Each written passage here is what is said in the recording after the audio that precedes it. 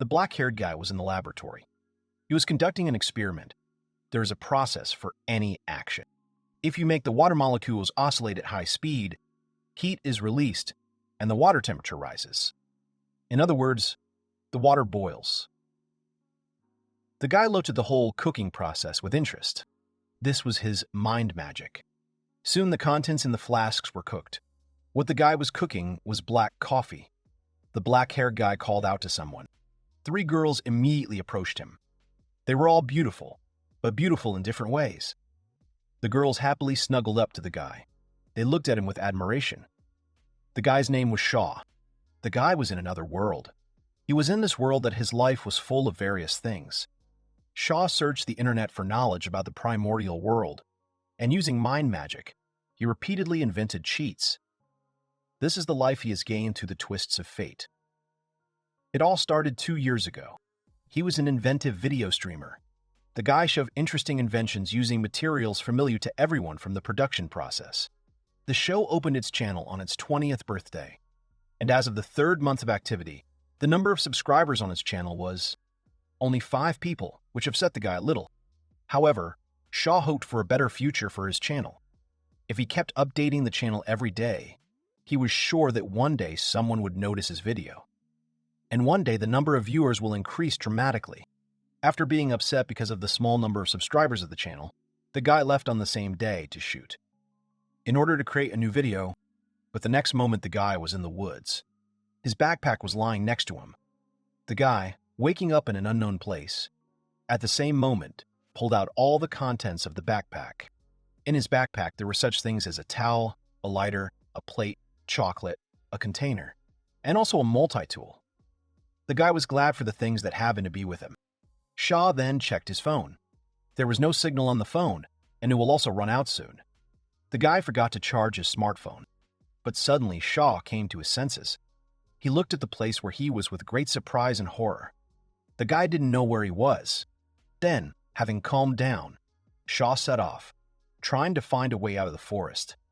He has been hiking since childhood, so he knew a lot.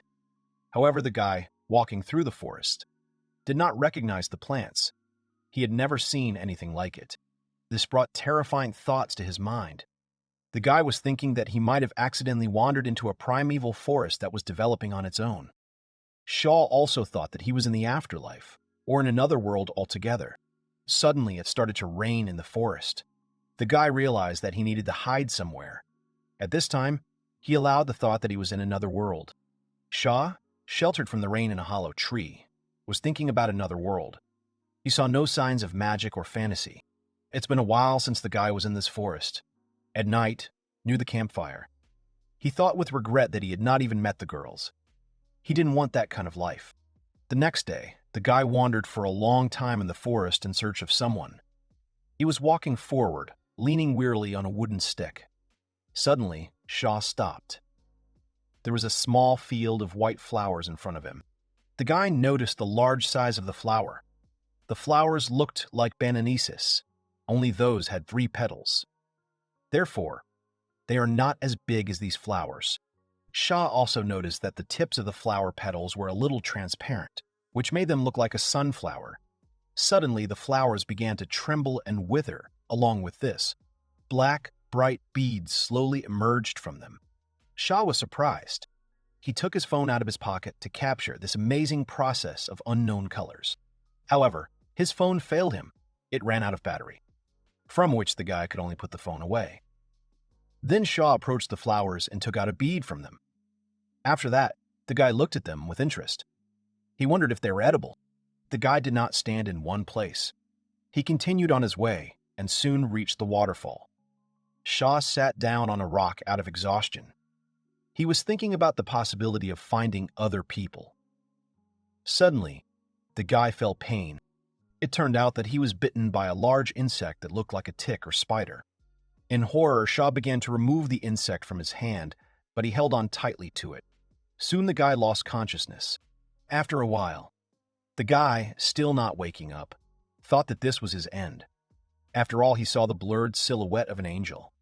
However, she was a beautiful girl. The girl saw that the guy had woken up. Shaw was stunned by her beauty. It seemed to him that he was in paradise. The girl did not understand what he was talking about. She tensely grabbed the magic staff. The girl wanted to know about his identity, whether the guy was sent to her from Camilo. Shaw didn't know Camilo. He didn't agree with the girl. The guy didn't think he looked suspicious. Therefore, in order to clear himself of suspicion, he introduced himself to the girl. It was the first time his interlocutor had heard such an unusual name as his. Shaw then thanked his rescuer for her help. The girl introduced herself to the guy. Her name was Rubia. It turns out that the show was paralyzed due to a spider bite, so he fainted.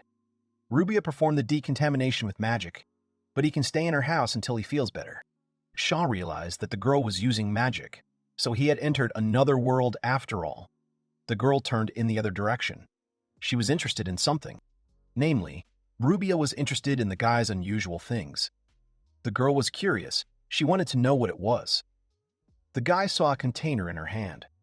He told the girl that he found it in the woods. Then the guy opened the container. He explained that on the way he saw beautiful white flowers that wilted and died. And then red berries began to appear from them. Rubia looked at the contents of the container with delight. After all, these were small merch berries. Shaw did not know the names of these berries. He did not understand their meaning. The guy calmly realized this information. Then, unexpectedly for the girl, he offered to give her the berries. After all, Rubia had saved him. The girl panicked. The berries were too valuable. The guy didn't understand her panic. He did not think about their value and rarity because there were many of those flowers. They were not far from the place where he fainted. Shaw suggested that she go and watch them together. The girl, blushing, stared at her interlocutor in a daze. Then Rubia sheepishly and timidly agreed to the guy's suggestion. Shaw did not understand her strange reaction. He looked at the confused girl with bewilderment. From that day on, in Rubia's small house, Shaw began to live with the girl. The guy realized that he was in another world. This world was almost no different from the Middle Ages of his world. But there was no gas, water, electricity, or anything else in it. It was a low-tech world. The guy barely got water from the well. There are no status screens floating in front of his eyes. He was also attacked by a spider, which is an exception among exceptions, since monsters rarely attacked him. This is different from all the stories about reincarnation that he knew. While the guy was thinking about reincarnation, a girl came up to him. She helped the guy with the help of magic to light the fireplace. Rubia invited the guy to start the meal. The guy looked at what had happened with a dazed expression. Shaw was delighted with the magic. Therefore, he began to speak in an embarrassed and timid manner. The black-haired guy understood his position to ask Rubia about it after she helped him. However, the guy asked her to teach him magic. Having said that, Shaw bowed to the girl. It's been a while. The girl explained that she would not be able to teach him magic until he became her student. Only then, as a true master, she has the right to teach him. A true master is the same profession as a scientist and an engineer. Rubia had a certificate of a true master. It looked like a pendant with a chain. There are many eccentric individuals who study magic on their own. For Rubia, a real scientist was a person who understands the reason for things and strives for the truth. And magic for her was the embodiment of this process. Not considering this, it's like putting a cart in front of a horse. Shaw understood the girl's words. Magic seemed like a convenient thing to him. Then clearing his throat, thereby attracting attention to himself, the guy wanted to say something. He thought it was wrong that he was forever beholden to a girl. That's why he wanted to get at least some kind of job. Rubia suggested that Shaw become a real scientist or something else. However, the guy did not agree with her. Shaw, falling on his knees and bowing in front of the girl, begged Rubius to make him his disciple. The girl's uncomfortable with this. After all, not everyone can become a real master. It was necessary to check first whether the guy had the right qualities for this. Shaw could do anything to study magic. So the girl asked the guy about his faith in God. The guy looked at her blankly, but answered anyway. Shaw confidently said that he did not believe in God. He has never seen God and is used to trust only what he sees himself. Even if it's a great man talking, until he sees it for himself, he will only perceive it as a half-truth. The girl asked him about God's miracles. But Shaw has never seen a miracle of God either. If they happen, it means they have a cause and a process. The guy was confident in his statements. If a person discovers the reason and strives for the truth, he will be able to manipulate even God's miracles in his own way. Rubiya stared at the guy, stunned. After all, he answered perfectly for a person that he wants to become a real scientist. The girl wanted to know the guy's identity. However, she informed the guy that it was just a verbal test. The real test was still ahead. After a while, the guy and the girl went outside. Rubiya pointed her staff at the stove and invited the guy to light it. Shah was surprised by the sudden offer. But if he understands the theory, then magic will accompany and help him. The girl stood silently after the words were said. She understood that it would be very difficult for the guy. Shah was thoughtful. He was thinking about the theory of magic. In order to burn things, you need heat. The guy thought about the methods of creating heat. When the air is compressed, a lot of heat is released. That's how car engines worked. It occurred to Shah that if he compressed the air, heat would appear. The moment the guy imagined it, a ball of heat suddenly flashed on his palms. Rubiya was stunned by what she saw, because the guy was able to create something so quickly. Then, Shah used his palm to move the ball of heat directly into the fireplace with firewood. Nothing happened for a few seconds. Suddenly, the ball of heat flared up again and lit the firewood in the fireplace. Everything worked out for the show. But something went wrong. The force of the heat ball was too powerful. So the fireplace completely caught fire and exploded. Rubiya fell to the ground in surprise. The girl was covered in ash from the explosion. The sorceress wanted to ask the guy what reason he had drawn for magic. Shah awkwardly revealed that he needed a heat source to light a fire for the fireplace. So he came up with the idea of compressing the air. The girl was surprised by his words. After all, he was a simple man who had never even studied a real master. She didn't understand how he was able to achieve this. Rubiya agreed with the guy's suggestion. His idea was correct, but only as a theory. In this case, it was the wrong decision to do this as a process. He needed to imagine a reason why a fire could burn. The guy thought about it. In this case, the fire occurred as a result of the combination of carbon in the wood and oxygen in the air, thereby forming a Goron-J element. Shah was lost in thought. He wasn't looking from the point of view of the ignition image. However, Rubiya said that the image was optional. He just needed to imagine the phenomenon of Goron-J. At the same moment, the guy began to think only about the compounds of carbon and oxygen. A stream of magic immediately began to gather in his palm. Soon the fire appeared on the firewood. Suddenly, the fire suddenly ignited again. A huge stream of flame shot out of the chimney, but in this case the explosion did not occur. The firewood survived. Therefore, Shah was pleased with the resulting fire. He looked at the flames in the fireplace with delight. Rubiya was completely overwhelmed by the guy's strength and talent. After all, he was able to understand the whole logic of magic with a simple piece of advice. The guy happily reminded her about accepting his student. The girl was still in deep shock from what had happened. That's how Shah became Rubiya's disciple, the disciple of a real master. The guy didn't understand how he could use magic, knowing only physical phenomena. It seemed to him that anyone could do it, but the people of this world did not have even the most basic scientific knowledge. The guy was delighted to realize that magic was too simple for him. It was a great theme for his new video. With it, he will be able to gain more than 10 million subscribers.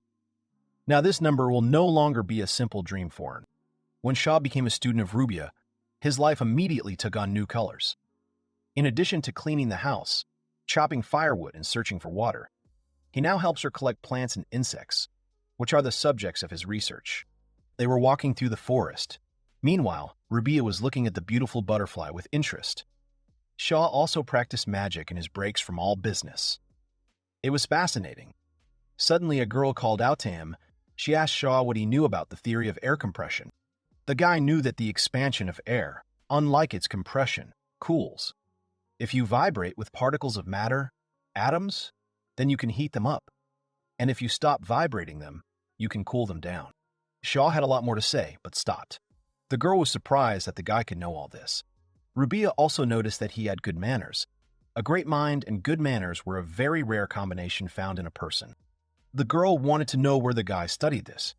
Shah, lying, said that he was a simple student in his country. Rubiya thought that his country had a very high level of education. However, Shaw actually dropped out of school in his country. Therefore, he was embarrassed by the girl's words. But the Japanese education was really great. Soon, they came to the river. The girl said that if he understood logic well, then she did not need to teach him much. After all, he will be able to use other magic in the shortest possible time. Shaw was doing something in the river. The guy took a small stone in his hands and hit it on the surface in the water. After a while, fish surfaced on the surface of the river. They were completely immobilized. When the guy hit a rock underwater, the spreading shockwave caused the fish to lose consciousness. In this way, Shaw didn't have to catch them himself. Then the guy cleaned and cut the fish. After all the actions done with the fish, he left them on the stone. Then Shaw applied drying magic to the butchered fish. Soon the fish dried up, but it was just drying. To convert protein into amino acids, the guy used magic again, but now the magic of fermentation. And in the blink of an eye, the dried fish was completely ready. The guy happily noticed the usefulness of magic. He hung his dried fish on a stick. Time passed. The guy used different types of magic. Shaw used magic in his life to set things on fire, magic to heat things, and cooling magic. Also, in his everyday routine, he used the magic of fermentation of vegetation, thereby increasing crop growth. Magic also helped him to reduce his weight. Now he could easily carry various heavy objects. Magic related to physical phenomena was simple and did not require caste. The so-called initial magic. It was all simple but very useful in real life. Magic was only used on a smaller scale. He can light a fire in a cauldron, but he cannot turn the entire area into a sea of fire. He can heat the water in the pot, but he can't heat the water in the pot, but he can't heat the water in the pond. Depending on how you use it, it can also be used as an attacking magic. While the guy was thinking about magic, he was cooking some kind of dish. For example, the magic of heating is based on the same principle as a microwave oven. Someone could have applied it to the human body. All the water in the body of a living being will boil, and it will be destroyed instantly. The guy was a little scared at the thought. After all, it was a terrible fate. Soon, the food was cooked. Rubia looked with admiration at the appetizing-looking dishes. Their aromas smelled amazing. The food was very tasty. The girl noticed honey on the bread. Rubia wanted to know if the bees had stung him. But this did not happen, because the guy put magic on the hive before collecting honey. However, if Shaw had collected a little honey, the hive would have subsequently recovered. The guy guiltily thought that he needed to make another hive for the bees. Rubia tasted the honey with delight. She didn't know that the guy could cook, but he never knew how to do it well. But the cooking process itself was quite fascinating for him. What Shaw meant was that he liked doing things in general. If he can't cook something, he'll do it all over again. The guy calmly ate the food he had prepared. After the meal, Shaw went outside. There were many bamboo-like plants growing around the house. The plant was called tekerudo. The guy noticed that the plant is easy to handle and can be used for a variety of things. Suddenly, the guy at the tekerudo cabin slightly injured his hand. Shaw realized with pain that he should have put on gloves. Then the guy remembered a recent conversation. Shaw asked Rubia about the existence of healing magic. The girl informed him that such magic exists. Then the guy wanted to know if this magic could cure any disease or injury. But healing magic wasn't that convenient. Basically, it increased the strength of the natural healing ability of the human body. Therefore, it was impossible if the disease was in the early or late stages. The guy enthusiastically wanted to ask the girl again about healing magic. In any case, it was impossible for the guy to use this magic at the moment. The girl warned the guy not to even try to figure it out. After remembering the conversation, Shaw had already put on gloves and cut off the bamboo. Now he needed to insert a thinner piece inside the cut bamboo. He did it with ease. Then Shaw stuck the resulting structure into the ground. A stream of magic immediately appeared near his palms. He then directed the ball of compressed air directly into the bamboo tube. The ball of compressed air easily penetrated into the tube. The guy immediately blocked the tube with a piece of bamboo, which was slightly thicker than the hole. Then the guy loosened the air compression. After the air weakened, at the same moment the bamboo cork flew up into the sky. Shaw, seeing this, laughed happily. The experiment was a success. If he had filmed it, it would have become popular among school-aged children. The guy was thinking about how to charge his phone. He wanted to film the process of this experiment, but there was no electricity in this place. Suddenly, someone's voice sounded, and Shaw was attracted by it. He turned towards the sound. There was a carriage with horses near the wooden house. A group of girls came to the door of the house. They wanted someone to open the door for them. Among the group of 4 girls, 2 were dressed in a maid costume. They came to meet Rubia. Shaw, hiding in the shade of a tree, looked curiously at the suddenly appear guests. He was not familiar with this group of girls. The group consisted of 4 girls. The girl with glasses and the girl with cat ears were the maids.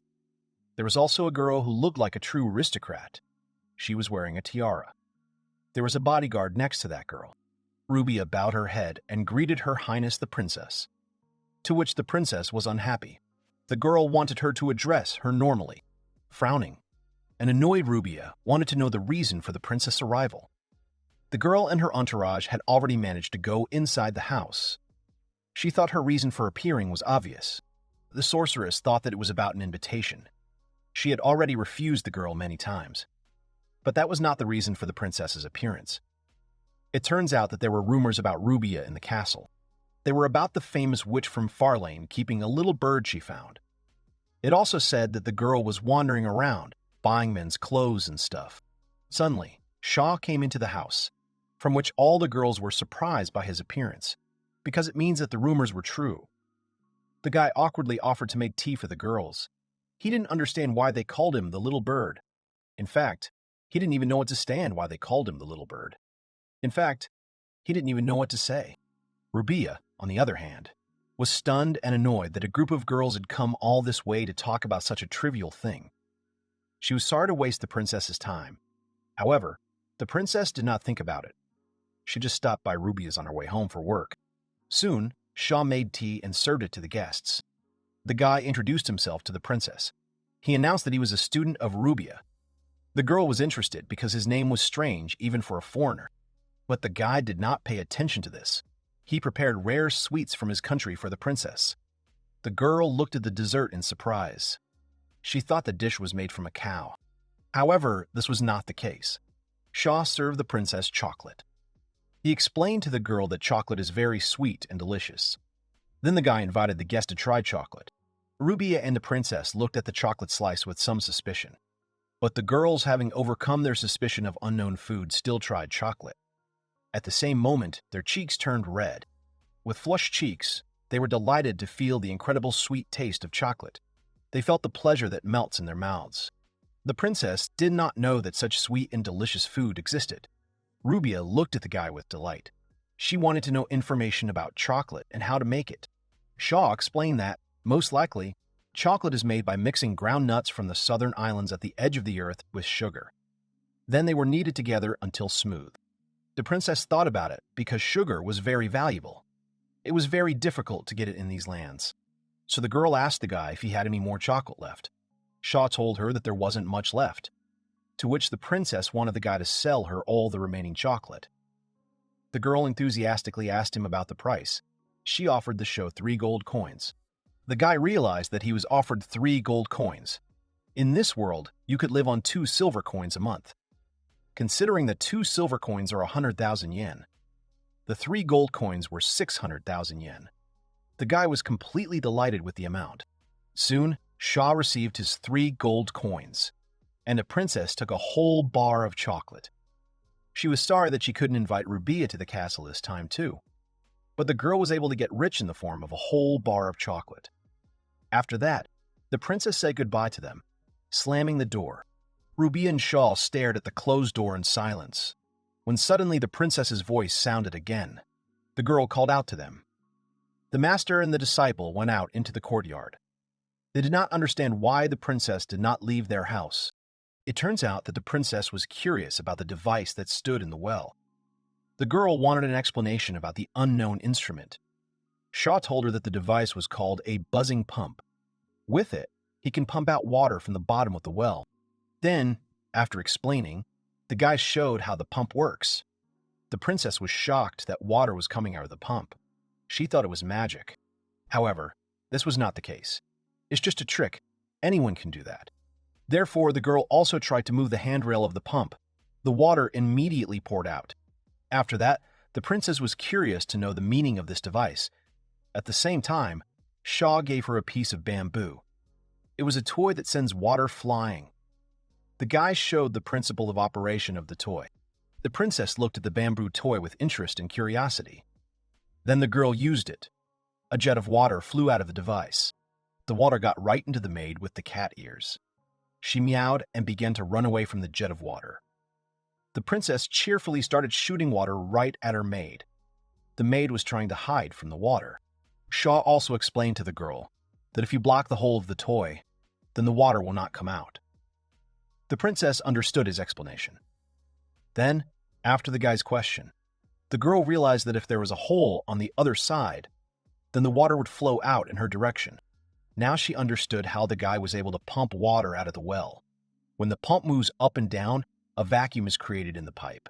Then, when the piston is lifted, the water rises under pressure. It was the magic of real masters. The princess really liked the guy's pump device, so she again suggested to Shaw that he sell her a buzzing pump. After her suggestion, the princess tried to climb the well lid. Shaw was anxious to keep the girl safe from danger, but she continued to climb the well, and soon rose to her full height on the lid of the well. The girl remembered that the guy introduced himself to her and told her his name, so it was her turn to introduce herself. Her name was Leela Farlane. The girl was Farlane's head of state. Shaw realized with deep shock the status of his new acquaintance. He was stunned that she was the head. The girl continued talking. She wanted the guy to accept her invitation in a confident and proud voice. Leela invited Shaw to her castle. After a while, the carriage with the horses quietly set off. In this carriage, a thoughtful Shaw sat silently, with his backpack next to him. The guy recalled a recent conversation with the princess. He informed Layla that he was still Rubia's student. But it didn't matter to the girl. All she needed was his abilities. If he had mastered so many truths, then his lot was definitely not an apprentice. The girl also informed the guy that food and clothing would be provided by the state, and his salary will consist of 3 gold coins per month. The guy was stunned by the salary because it was 600,000 yen a month. For the guy, all the conditions sounded tempting. Now he will have to live in this world for a while. After all, it was good to have money. Therefore, the guy was happy to agree with Princess Layla's proposal. But he was stopped by Rubia's displeased shout. The girl warned him that it was just an invitation, so he didn't have to agree. The guy wanted to accept the invitation. After all, the conditions were very good for him. For the sake of the show, Princess Layla was ready to do anything. Rubia was stunned by the princess' words. Immediately, Princess Layla began to threaten Rubia. Otherwise, she might send an army against her. The sorceress refused to accept her request anyway, so the girl wanted Shaw to take Rubia's place. Rubia frowned at Princess Layla in silence, from which Shaw awkwardly called out to the master. It wasn't that far from the castle to Rubia's house. Therefore, Shaw can continue to fulfill his duties as a student. But Rubia did not agree with this. She couldn't let her inexperienced student with dangerous reasoning like Shaw's be left out of control. Therefore, Rubia made a decision. If Shaw insists on going to the castle, then Rubia will also go with him. The sorceress finally agreed to the princess's proposal. Suddenly, on the way, the carriage suddenly stumbled over a stone, thereby causing all the people in the carriage to fall to one side. Shaw was most unlucky. When shaking the carriage, he hit the carriage window. However, the guy could not fully feel all the pain because he was distracted by Princess Layla. The girl leaned on him with her whole body. She was looking at the black-haired guy with flushed cheeks. Shaw also wanted to know the princess's condition. With his own words, he woke up the girl, who fell into an embarrassed state. Princess Layla, coming to her senses, instantly moved away from the guy. With a flushed face, she confusedly said that she was fine. The girl was sitting next to her maids. The maid with glasses was called Rumines, and the maid with glasses was called Rumines, and the maid with cat ears was called Nimu. Her Highness Princess Layla was already 15 years old, and she's been fully running the country since the king and queen died from the epidemic. The girl was still confused by the recent incident. She blamed the strangeness of the carriage. The throne could only be ascended at the age of 18, so having a regent was normal. But Layla is a person with great abilities, and she has experience in all matters related to the throne. She was so good at everything that even the ministers couldn't stop her. Shaw noticed that Princess Layla was small but at the same time so strong. The girl looked at the guy indignantly. Suddenly, the carriage stumbled over a stone again, which caused Shaw to hit something again. He didn't understand what was wrong with the carriage. It was too uncomfortable to ride in. But the princess said it was a standard carriage. For a moment, he thought the road was too bad. But this was not the case. The guy noticed that the carriage was too rigid. The princess wanted to know the meaning of rigidity in the carriage. Shaw explained that a rigid carriage was a type of carriage with an axle attached to the body. After the guy's explanation, the girl was curious about other types of carriages. The rigid carriage could be improved by installing a suspension on it. Princess Layla didn't understand what the guy was talking about, but Shaw did not explain to the girl. He drew a bow, the shape he needed. He wanted to know about the existence of the shape of such a bow. This form of bow existed. Then the guy continued to draw, and soon another one was painted on the opposite side of the bow. If you combine them, you get a diamond. Then the guy finished the details in the drawing. After joining, they will expand and contract as shown in the figure. Then the guy suggested attaching them to the top of the wheel, then threading the axle under it, so that when the wheels pass over large rocks or bumps, the suspension expands and contracts. This way, the carriage will not sway. The guy enthusiastically told his plan to others. The girls stared at him, stunned. They were surprised by his invention. The guy felt awkward. He did not understand the reason for their silence because Shaw thought he had given them a clear explanation about the suspension. Suddenly, Princess Layla quickly got up from her seat. The girl with the tiara wanted someone to call Rasil. The maids were worried about the princess' movement. They tried to calm the agitated girl because it was dangerous to stand in the carriage. Also, Rasil was not nearby. They could not call him. Shaw wanted to know who Rasil was. The maid remains explained to the guy that Rasil was a master craftsman. At the moment, the man was in the castle workshop. Suddenly, a girl called out to the guy. Shaw immediately responded. Princess Layla excitedly informed the guy that as soon as they arrived at the palace, the guy had to tell about the pendant in the workshop. They soon arrived at the castle. A workshop appeared in front of them. The workshop room was spacious and free. At the end of it, there was a fireplace in which inventions were created. Elves and dwarves worked enthusiastically in the workshop. Princess Layla wanted to find Rasil as soon as possible. Immediately, a man with gray hair appeared in front of them. He answered the princess's call. Rasil was surprised by the presence of the princess in the workshop. The man, bowing to her, noticed that the girl was in a good mood. Whereupon Layla stopped Rasil's bow. The girl wanted to show something to the man as soon as possible. After a while, a buzzing pump with a lid was completely located in the workshop. Water flowed from the pump when it was operating. In order for it to work, the pump was put in a bucket of water. All the workshop workers were stunned by the effectiveness of the invention. Rasil enthusiastically informed the princess that the pump would sell well. The joyful girl knew this. Shaw began his explanation about the pump. He made it out of bamboo. The guy would like to make a pump out of iron, because the probability of failure of the device was very high. The man understood the guy's words. He understood that the iron device would indeed last for more than 10 years, although it will be quite expensive. However, Princess Layla didn't care about money. She didn't care how expensive it would be. The girl ordered the artisan Rasil to make a prototype pump using iron as a material. Then Layla wanted to add something else. Princess Layla also informed Rasil to create a carriage equipped with a suspension. The girl explained the principle of operation of the suspension in the carriage. The man appreciated the idea. This carriage could be sold at a good price. The girl knew that if a new high-performance carriage was released, the royal aristocracy would pay a lot of money for it. She was glad of that. Shaw started explaining about the suspension. He drew it in the form of a rhombic shape.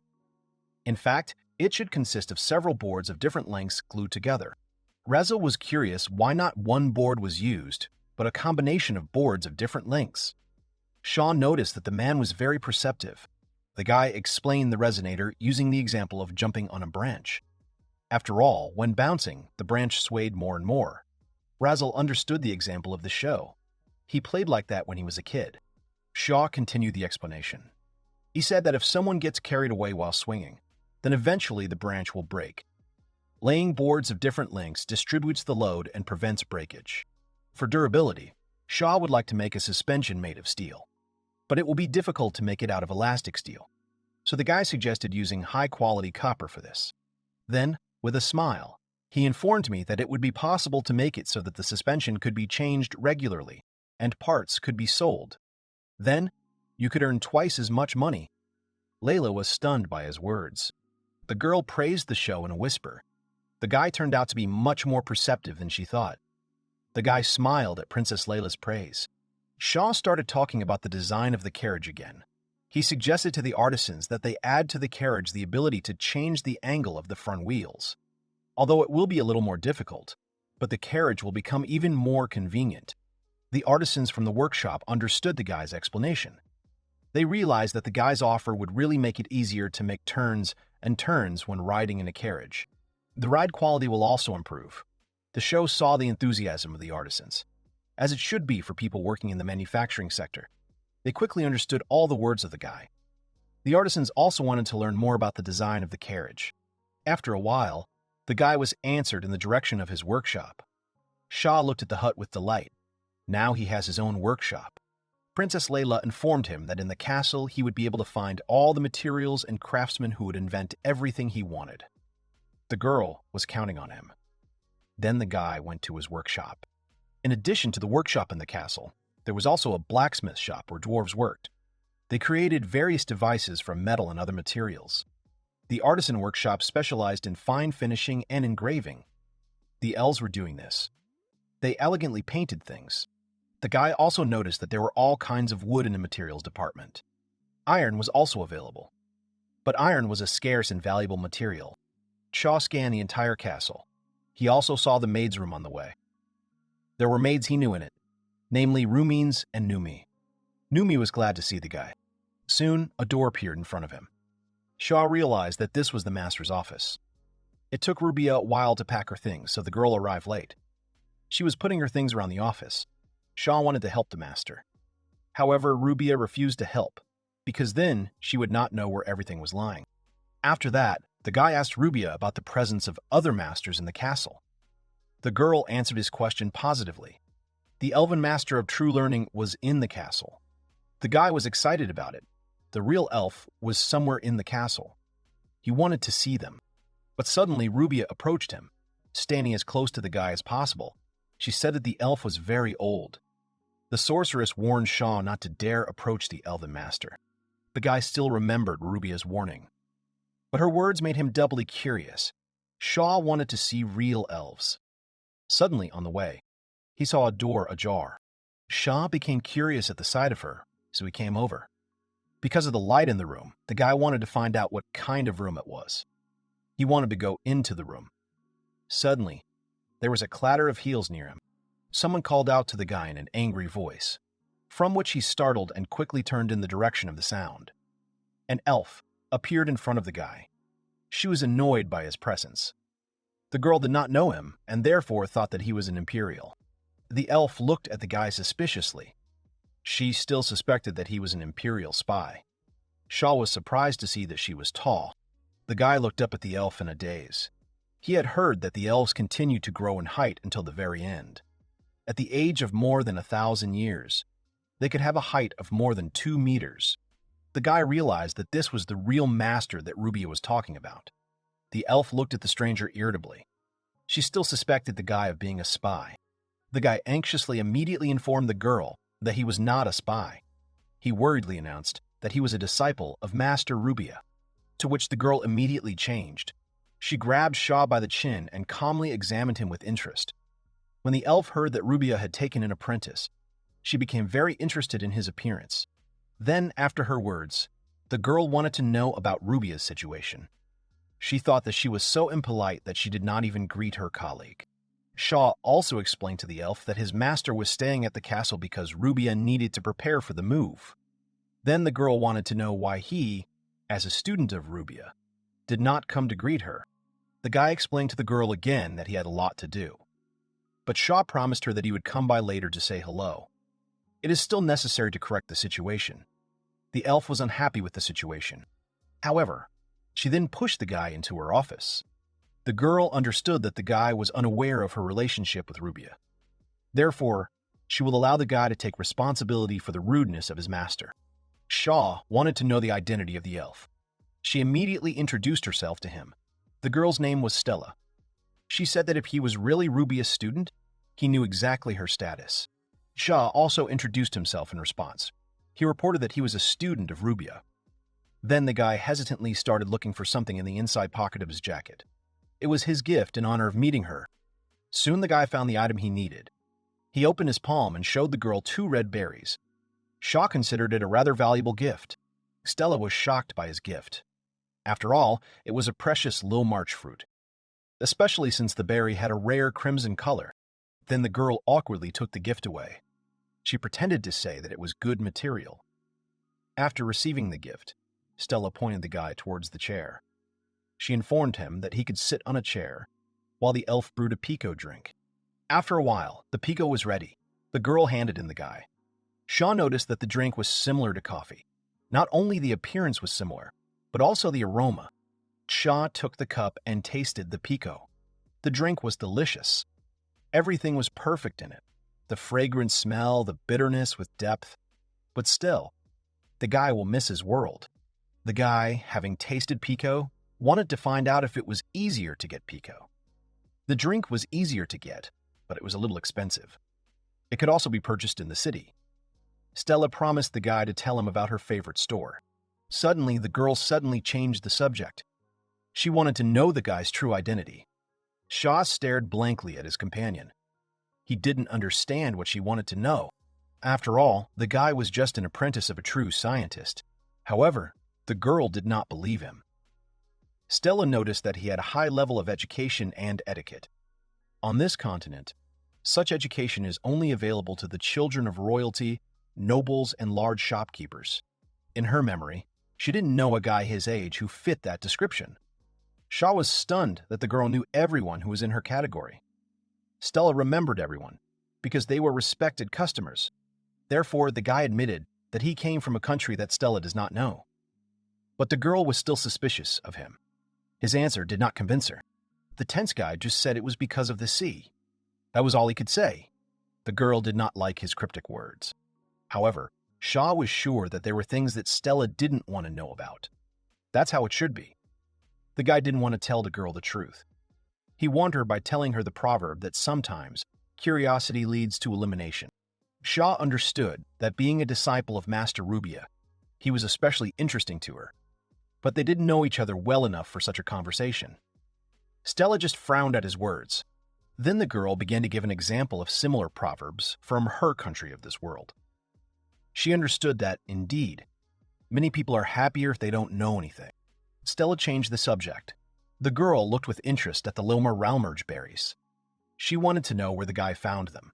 After all, it was rare to find such scarlet crimson fruits. Shaw told her that he had found them in the woods. The girl realized that if he found them in the forest, he probably saw flowers too. The guy agreed with that. Stella, after examining the berries, put them in her box. After a while, the guy drew a flower on the board, from which a crimson fruit appeared. The flower had 5 petals, and it was also white in color. Shaw noticed their beauty. Stella appreciated the guy's drawing. The painted flower matched the description from the legends. Then Shaw offered to look at the white flowers with him. The guy was familiar with the surroundings of the forest, but he wasn't sure if they would bloom when they came. Stella looked at the guy in a daze with flushed cheeks. Shaw looked at the girl in disbelief. Stella wanted to laugh at his uncomprehending look, but she restrained herself. The girl realized that he did not know the meaning of his words. Now she really realized that the guy was from a faraway country. Shaw didn't understand anything. It was almost a miracle that the show managed to see the flowers of Lilmerge. The guy was aware of this, but they quickly wilted. Having calmed down, Stella explained to the guy that it was impossible to just call someone to look at the flowers. Shaw did not understand the meaning of the girl's words. But then the guy finally got the meaning of Stella's words. His face immediately turned red from embarrassment. Shaw remembered Rubia's confused expression when he told her that they would be together until they saw the flowers that would appear, who knows when. Now the guy realized everything. His face was completely flushed with shame. He understood the reason for Rubia's funny expression that day. Stella found out that the guy told Rubia that, to which the embarrassed Shaw tried to justify himself by saying that at that time, he did not know about the meaning of those words. Stella, rising from her seat, slowly took off her cape, leaving it lying on the floor. The elf wanted to say something. Stella slowly approached the guy. If he talked to her like that, it meant that Shaw had no relationship with Rubia. The girl gently touched the guy's chin with her finger. Shaw looked at her with embarrassment. The girl said in a seductive voice that then maybe she would try with him. Stella looked at the guy with her charming gaze. Shaw could only stare at her, stunned. But then the guy came to his senses. He didn't understand why Stella had chosen him. After all, she can choose anyone with her charm. The girl, taking her hand, seductively said that she was tired of all the other men in the castle. The guy tensed up from the actions of the elf Stella. The girl, without stopping for a minute, knocked the guy over on the sofa, forcing him to lie down. Stella wanted to see how the guy would use resistance or anti-magic. Suddenly, the door to the room burst open. Rubia stood grimly in the doorway of the office. The sorceress looked at them in the room with a gloomy look. The guy called out to the master in embarrassment. Rubia silently approached them. They were still on the couch in an ambiguous position. Approaching, Rubia tore the guy and the girl apart, throwing them off the couch. An angry Rubia grabbed the guy by the collar. She thought she wouldn't see him in Stella's office, but he was there. The girl had previously asked him to stay away from her. However, the show had no choice. Suddenly, Stella approached the guy, grabbing him in her arms. Shaw could only blush at her actions. The elf spoke in a seductive voice, thereby embarrassing the guy more. However, Stella did not stop acting. She approached the guy's ears, noticing their roundness. The girl wanted to get to know him better so that the guy would fall in love with her. Rubia called out to Stella. Frowning, the sorceress wanted Stella to step away from the show, but the elf refused to leave the guy. She was excited and didn't want to stop. Stella then informed Rubia that she would not be able to stop because he had called her to look at the white flowers. The sorceress screamed in shock at her words. Embarrassed, Shaw wanted to explain himself. After all, Rubia hadn't told him exactly what it meant to invite someone to view the flowers. That's why he told Stella about it. Stella approached the embarrassed guy again. She watched the show with delight. The girl reported that Shaw was different from the other guys she had met. It seemed to her that they were made for each other. However, Rubia interrupted Stella. She rudely called out to the elf. The elf and the guy looked at the sorceress with uncomprehending looks. She was trembling from the emotions that overwhelmed her. But then Rubia gathered her thoughts and confusedly informed Stella that it was Shaw who first told her about viewing flowers together. The girl closed her eyes because she was too embarrassed. Her whole face turned red at the confession. For a moment, everyone in the room was silent. Shaw looked at Rubia with flushed cheeks. He did not expect such a confession from her. Stella burst into loud laughter. She was amused by Rubia's innocent words, causing the witch from Farlane to blush indignantly. Rubia blushed and became angry at the girl's words. Then, with embarrassment, Rubia indignantly said that she was only 24 years old. Therefore, her naivety was unimportant to her. But she's not as old as Stella, because she was already 450 years old. Hearing about Stella's age, Shaw looked at the girl with admiration. He was surprised that she was 450 years old. That's what it meant to be a member of the elf race. The guy looked admiringly at the frozen elf. He could not imagine that someone could live so long. Stella was angry at his words. She said something about memory. It turns out that an angry Stella wanted to erase the guy's memory, in order for him to forget her true age. Then the girl used magic to aim at the show. However, he was shocked to be able to dodge her magic. The guy looked anxiously at the angry girl. Soon the dust from her attack settled down, and the silhouette of a girl appeared. Stella, looking at the guy with a gloomy look, reactivated her magic. This time the girl won't miss. The boy's shrill screams could be heard from Stella's office. Smoke from her attacks was coming out of the cracks of the office door. Princess Layla came running to the loud noise. She was curious to know the reason for their noise. Shaw quickly ran towards the girl. the pale-faced guy informed Layla that the office was too dangerous. Without saying anything else, he easily lifted the girl into his arms, noticing her lightness. Then Shaw, without turning around, rushed out of the office. He was followed by Stella's furious scream. After a while, the guy was able to break away from Stella. Breathing heavily, the guy was tired from running for a long time, so he leaned against the wall. The princess noticed that the elves were really wise. But not everyone can be guided by common sense. Then the girl happily noticed that they had reached the stairs in the tower. She informed the guy that there was a beautiful view at the top of the tower. Princess Layla wanted to show him this view. Shaw also noticed that there were a lot of steps on the stairs. The tower was too high. The guy complained that he would like an elevator. It was the first time Princess Layla had heard the word elevator, so she wanted to know what it was. The guy explained to her that when installing a cabinet on top of the tower, they could use a rope to lift it in a drawer. But this will require a person who will pull the rope. Therefore, they will attach a load slightly heavier than the girl to the rope, and then lower it from the upper floor. And then someone will slowly pull it up. Princess Layla was delighted to understand the mechanism of the elevator. But first they needed a person who would pull up a kettlebell in the elevator. That's all they can do at the moment. The guy understood this, because there was no electricity in this world. But the guy thought it was a bad option. After all, where one side wins, the other loses. When one tries to make life easier, the other suffers. Soon, Shaw and Lila climbed to the top of the tower. The guy appreciated the beautiful view from this place. Princess Lila informed him that she sometimes came to the tower. When she sees a city illuminated by fluorites, her heart clears up. The girl knew that she was in this position only because of her vassals and people. The princess was looking into the distance as she spoke. Shaw himself told her that when someone tries to simplify everything, someone else suffers. This also applies to the royal power. When those in power try to simplify everything, it becomes too hard for the people. After all, the girl was only 15 years old, but she already understood a lot about life. Princess Layla called out to Shaw. She had high hopes for the guy. With a true scientist like him, the festival will definitely be successful. The girl informed him enthusiastically that they would develop the country. Shaw understood that with his knowledge of the old world, he could help this country develop. But the guy was only worried that an excessive fascination with technology would be considered heresy. However, on the other hand, if people from other countries also visit them, then he will be able to find clues that will help him return to his world. Princess Layla and Shaw were looking at a beautiful view. Shaw then called out to the princess, thereby attracting her attention. He enthusiastically informed her that they would do their best, namely a great invention that will enrich this country. Farland was a small town that was also a state.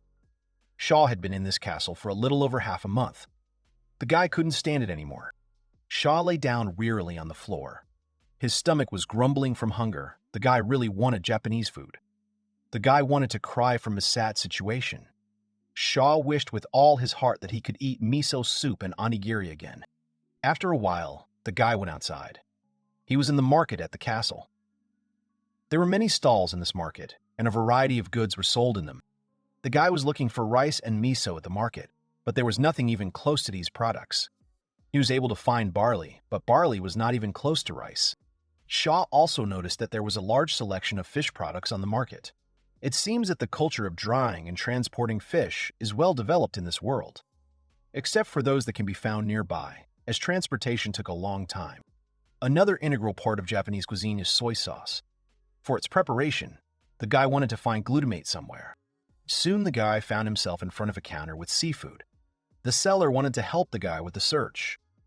Then Shaw reported that he was looking for dried seagrass. The man was surprised by his request. However, the seller started looking for the product among his products. After a while, the man took out the seagrass, but he was not sure if this product was the right one.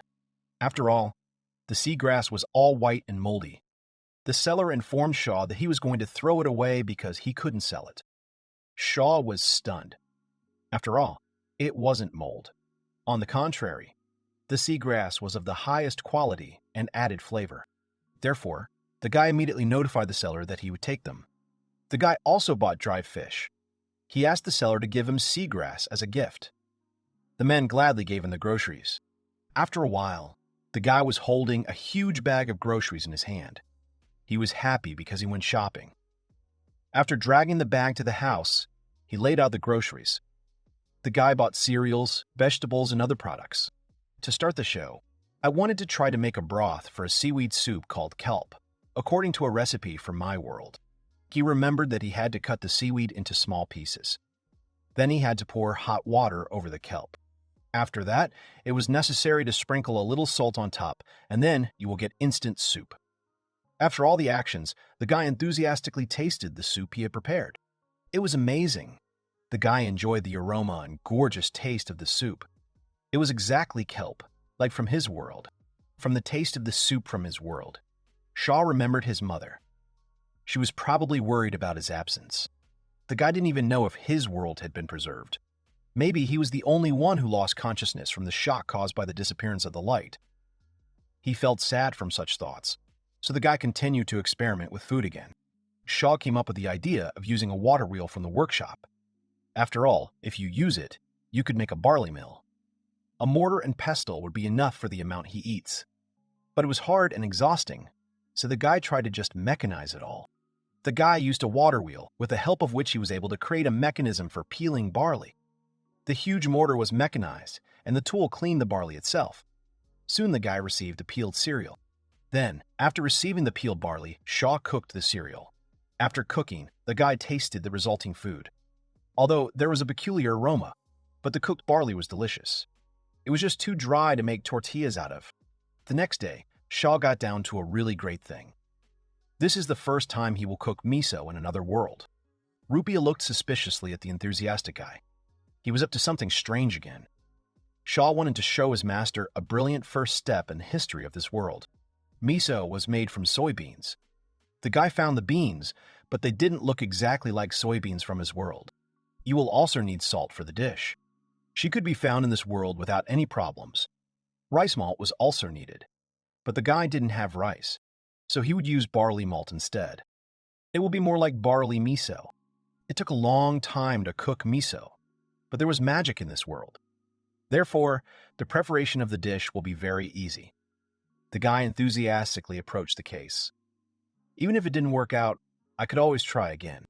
First, the guy poured water over the barley and then heated it with magic. It was a magical microwave oven. The guy also magically heated the tools to at least 100 degrees. In any case, disinfection was very important. If germs get inside, it will immediately fail.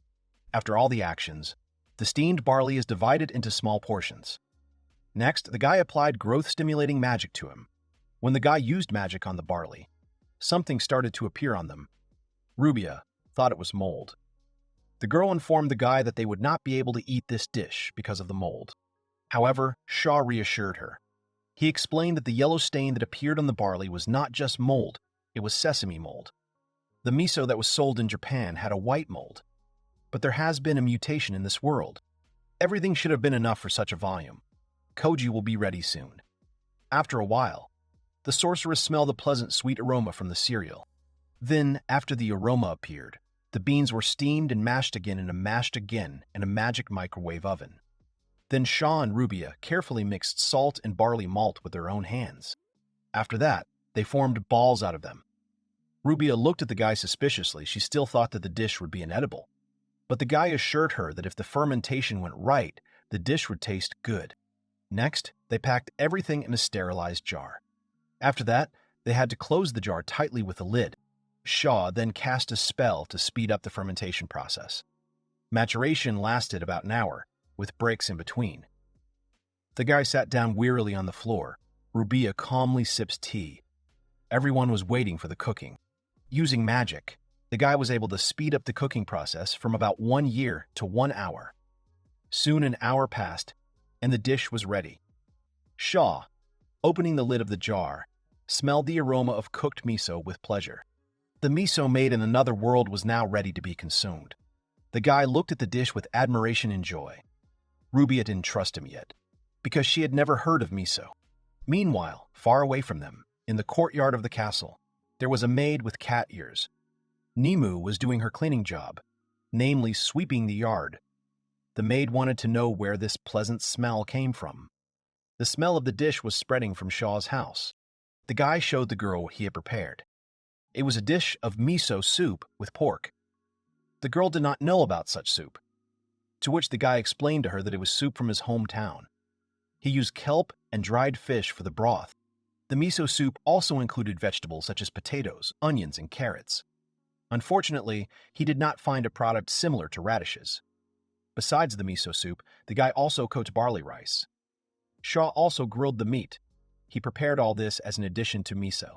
Soon the guy served all the dishes on the table. Fragrant steam spread through the room. Shaw put bamboo sticks along with the food. Now it was really true Japanese food. The guy was tearfully eating the food he had prepared.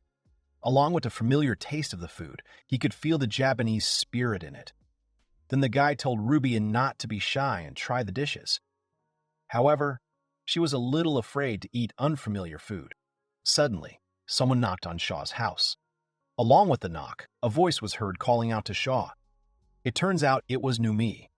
She wanted to know what they were eating. The maid was attracted by the fragrant smell of food. Then the guy offered the maid to try the food he had prepared. The girl, approaching the table, went into shock. Nimu frowned at the sight of the unfamiliar food. She thought that the guy had cooked dishes from insect eggs, because for her, barley looked like them. She was also scared by the appearance of the miso soup because of its muddy water. Shaw informed the girl that he wasn't going to feed her something like that. He explained to her that it was just pork soup. Suddenly, Stella entered the room. Elf called out to Shaw. Besides Stella, Princess Layla also entered the room. The guy greeted the girls. Stella was very hungry. She and the princess smelled the pleasant aroma of food. The guy wasn't worried about uninvited guests. After all, he cooked a lot of food because he knew that everyone would come for a pleasant aroma. Shaw didn't know if they would like it, but he gave them a taste of the food. After a while, Nimu, having tasted the food, now looked at the dishes with delight. She began to devour the food greedily, because it was too delicious. Rubia, looking at the enthusiastic maid, also wanted to try. After tasting the soup, Rubia unexpectedly felt a pleasant taste. Stella didn't understand why the food, which looked like unappetizing images, was so delicious.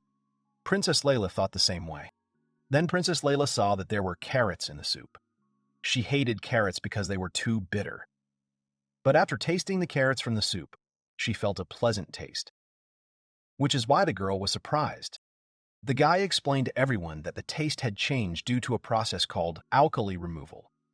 He also said that Kamado ashes are used to remove bitterness. It was the first time the girls had heard about such ashes. They were surprised by his abilities. After explaining to them about the removal of bitterness, the guy gave an ordinary carrot to Numi, for example. The maid tasted the vegetable and felt an unpleasant bitterness. After the demonstration, Shaw soaked the carrots in water and put lye on them. With the help of magic, he accelerated the process of alkali reaction with the product. Nomumi took a carrot from a plate of water. After tasting it, she was surprised to feel only the pleasant taste of the vegetable. The bitterness of the carrots has disappeared. The maid thought it was magic, but the guy didn't agree with her. He explained to her that he was just using magic to speed up the reaction process. Even without it, they can soak carrots in lye overnight. Stella was quietly surprised by this. She didn't know about the alkali removal. Then the elf got up from the table. She thanked the guy for the delicious food, but now that she had satisfied her hunger, Stella also wanted to satisfy another one of her desires. The elf approached the guy with lightning speed, causing him to blush with embarrassment. Nomi, seeing this, looked at them with interest. She was agitated. Her cat ears were moving with excitement. If Stella can do it with the show, then so can she. Then Nimu jumped on the guy. Shaw was knocked over by them on the bed. Stella and Nimu were now lying on top of the guy. Elf informed me that she had had this threesome for a long time. It was good when a beastman was involved in the process. However, nothing happened. Rubia, holding a magic staff in her hands, looked at the guy with a gloomy look. He could only run away from the girls in panic. Suddenly, his hand was suddenly grabbed. It was Princess Layla. She approached the guy and hugged him. With a seductive gesture, the girl asked the guy for something sweet after dinner. Shaw couldn't answer for a moment. His face flushed with embarrassment. Then the guy came to his senses. He did not understand what the girl was talking about. To which Princess Layla was indignant. She meant a dish that was black and sweet. Shaw realized that it was about chocolate, but he didn't have any more chocolate. Princess Layla will never forget the taste of chocolate. She remembered dessert with bliss. The guy called out to the girl. He wanted to see if she could get the sugar. The girl got angry at his question. After all, sugar was precious. If she got sugar for herself, people would think she was extravagant. Princess Layla didn't want to be like greedy aristocrats. Out of anger, the girl pushed the guy away. She informed him that she had responsibilities. Soon, her sad cry was heard. The princess pretended to cry with sadness. After all, if they hadn't sold all the new items, then maybe this wouldn't have happened. Stella and Nomimi shamed the guy for bringing the princess to tears. Rubia looked at it in silence. Shaw was confused by the whole situation. Suddenly, Princess Layla stopped crying. She looked down at the guy and ordered the guy to come up with something. All Shaw had to do was take her order and do it. The girl already remembered the guy's promise with an impudent smile that he would deal with this problem. Now Shaw can't refuse, because he promised her. And the words spoken in the presence of the royal person could not be undone. After a while, everyone dispersed. It was already evening. The guy was sitting alone in his house. Shaw was puzzled by the chocolate problem. He didn't know what to do. The guy could replace the sweetness with syrup, the so-called malt sugar from barley. It used to be used to make drinks. When barley germinates, it produces an enzyme that converts starch into sugar. But even if the show does cheat by making syrup instead of chocolate, then it will only be a matter of time before Princess Layla starts demanding chocolate from him again. There was no cocoa in this world. Shaw hadn't even heard of it here. Therefore, the guy was thoughtful, because he did not know if there was any substitute for cocoa. Suddenly, the guy remembered something. He had read that somewhere in South America, when frying a large spider and eating it, it would taste like chocolate. In that part of the world, it was a treat, so the dish should be delicious. Then, thinking about it, Shaw remembered being stung by a spider near a waterfall. Then, he was almost eliminated. Therefore, the guy was a little worried that he would use a spider. After a while, the guy opened the door to his master's office. He called out to Rubia. The sorceress was busy reading a magic scroll. The guy asked the girl about the spider. Shaw wanted to know if the spider lives near the waterfall. The girl said that the spider lives near the waterfall. The girl said that the spider lives near the waterfall. This spider preys on animals that congregate near the water. That's why spiders are so common near reservoirs. Shaw understood the girl's explanation. Rubia looked at the guy suspiciously. She wanted to know what he was up to this time. Shaw smilingly informed his master that he wanted to eat this spider. The sorceress looked at her pupil with disbelief. She asked him about it again, but he again said about eating a spider. The girl turned pale and covered her mouth. She was silent for a moment from shock, but then she asked the guy if he even knew the name of the spider. Shaw looked at the girl with an uncomprehending look, but she didn't want to tell him anything about it. However, the girl made the guy's decision to eat the spider. She then warned him that the spider had venom glands in its head and chest. So the guy went deep into the forest to catch the spider that had the audacity to attack him. At the moment, Shaw was enthusiastically looking for a spider. He used to be the main character who was defeated by slime at the beginning of the role-playing game. However, now the show had magic. He was confident in his abilities. So the guy was looking for a spider with fun. Suddenly, there was a rustle in the bushes. A spider appeared in front of the guy, similar to the one from the waterfall. However, this spider was so huge that it could be called not a spider, but a crab. Shaw stared warily at the spider that appeared. After all, the spider that bit him was just small in comparison. It would be easy to destroy him. It's enough just to warm it up with magic. But the guy remembered the information about the crabs. When they are destroyed, they begin to smell unpleasant. The show doesn't like that, but this spider was definitely similar to a crab. There was even an urban legend about it. So the guy decided, instead of warming up the spider, just freeze it. With the help of magic, he easily defeated the spider. In any other case, it would have been problematic, but Shaw froze him to the point where he would not be able to walk. Then Shaw, laughing, grabbed the immobilized spider and put it in a bag. After a while, the guy returned to the house. During his time in the forest, Shaw was able to catch 3 large spiders. Pulling them out of the bag, the guy immobilized the limbs of the spiders with a rope. Then, with the help of magic, he heated them. When heated, The color of the spider's shell changed from chestnut to purple. The guy did not feel an appetite at the sight of this, but he believed that the spider could already be eaten. Then, Shaw divided the spider into its component parts. He put the poisonous parts separately in a bowl. The venom in the spider's gland was paralytic, so the guy thought about using it as an anesthetic. The black-haired guy, having removed the poisonous parts of the spider, began to eat. Breaking the covering of the limbs, he saw meat inside, like a king crab. Shaw didn't think there was poison in there, though, but he still looked at the meat warily. However, the guy stepped over himself and bit the meat. After tasting it, the guy was delighted to feel the great taste. It was even better than crab meat. Now Shaw wanted crab-fried rice. The guy calmed down. He didn't do it all for the sake of crab-like meat. Shaw tasted the bodily fluid from the spider's belly. It tasted bitter, like coffee. After a while, the guy went back to his master's office. He notified Rubia that the chocolate was ready. Then the guy showed the girl a bowl of sweets. They looked much redder than cocoa chocolate. She realized with horror that he had made him out of a spider. Her eyes widened in shock. The guy happily wanted to eat chocolate, but the girl screamed at him in horror to stop. She did not want to see him eat this chocolate. Shaw frowned at her scream. He was frowning at the girl. For Rubia, this chocolate should not be unpleasant, just because it is made of a spider. After all, the girl was a real scientist, and she had to check everything. Rubia blushed with shame at his words. The girl had to eat chocolate. She reluctantly brought it closer to her face and quickly ate it. But after a second, her expression changed to delight. The chocolate was delicious. This chocolate tasted better than before. Rubia wanted to know how the guy did it. Shaw explained that he started by using bodily fluid from the spider's abdomen. The sorceress gave a startled cry. Then Shaw mixed the liquid with malt syrup, heated it a little so that it gave off the flavor. The mixture itself is not saturated enough, so the guy added fat from milk to it. With fresh ingredients, lots of cream and butter, this chocolate turns out to be tastier than the last store-bought version. Suddenly, the guy noticed that Rubia wasn't listening to his explanation. She was passionate about eating chocolate. The guy, leaving the master's office, warned her that he was not yet convinced of the safety of the product. That's why she shouldn't get carried away with chocolate.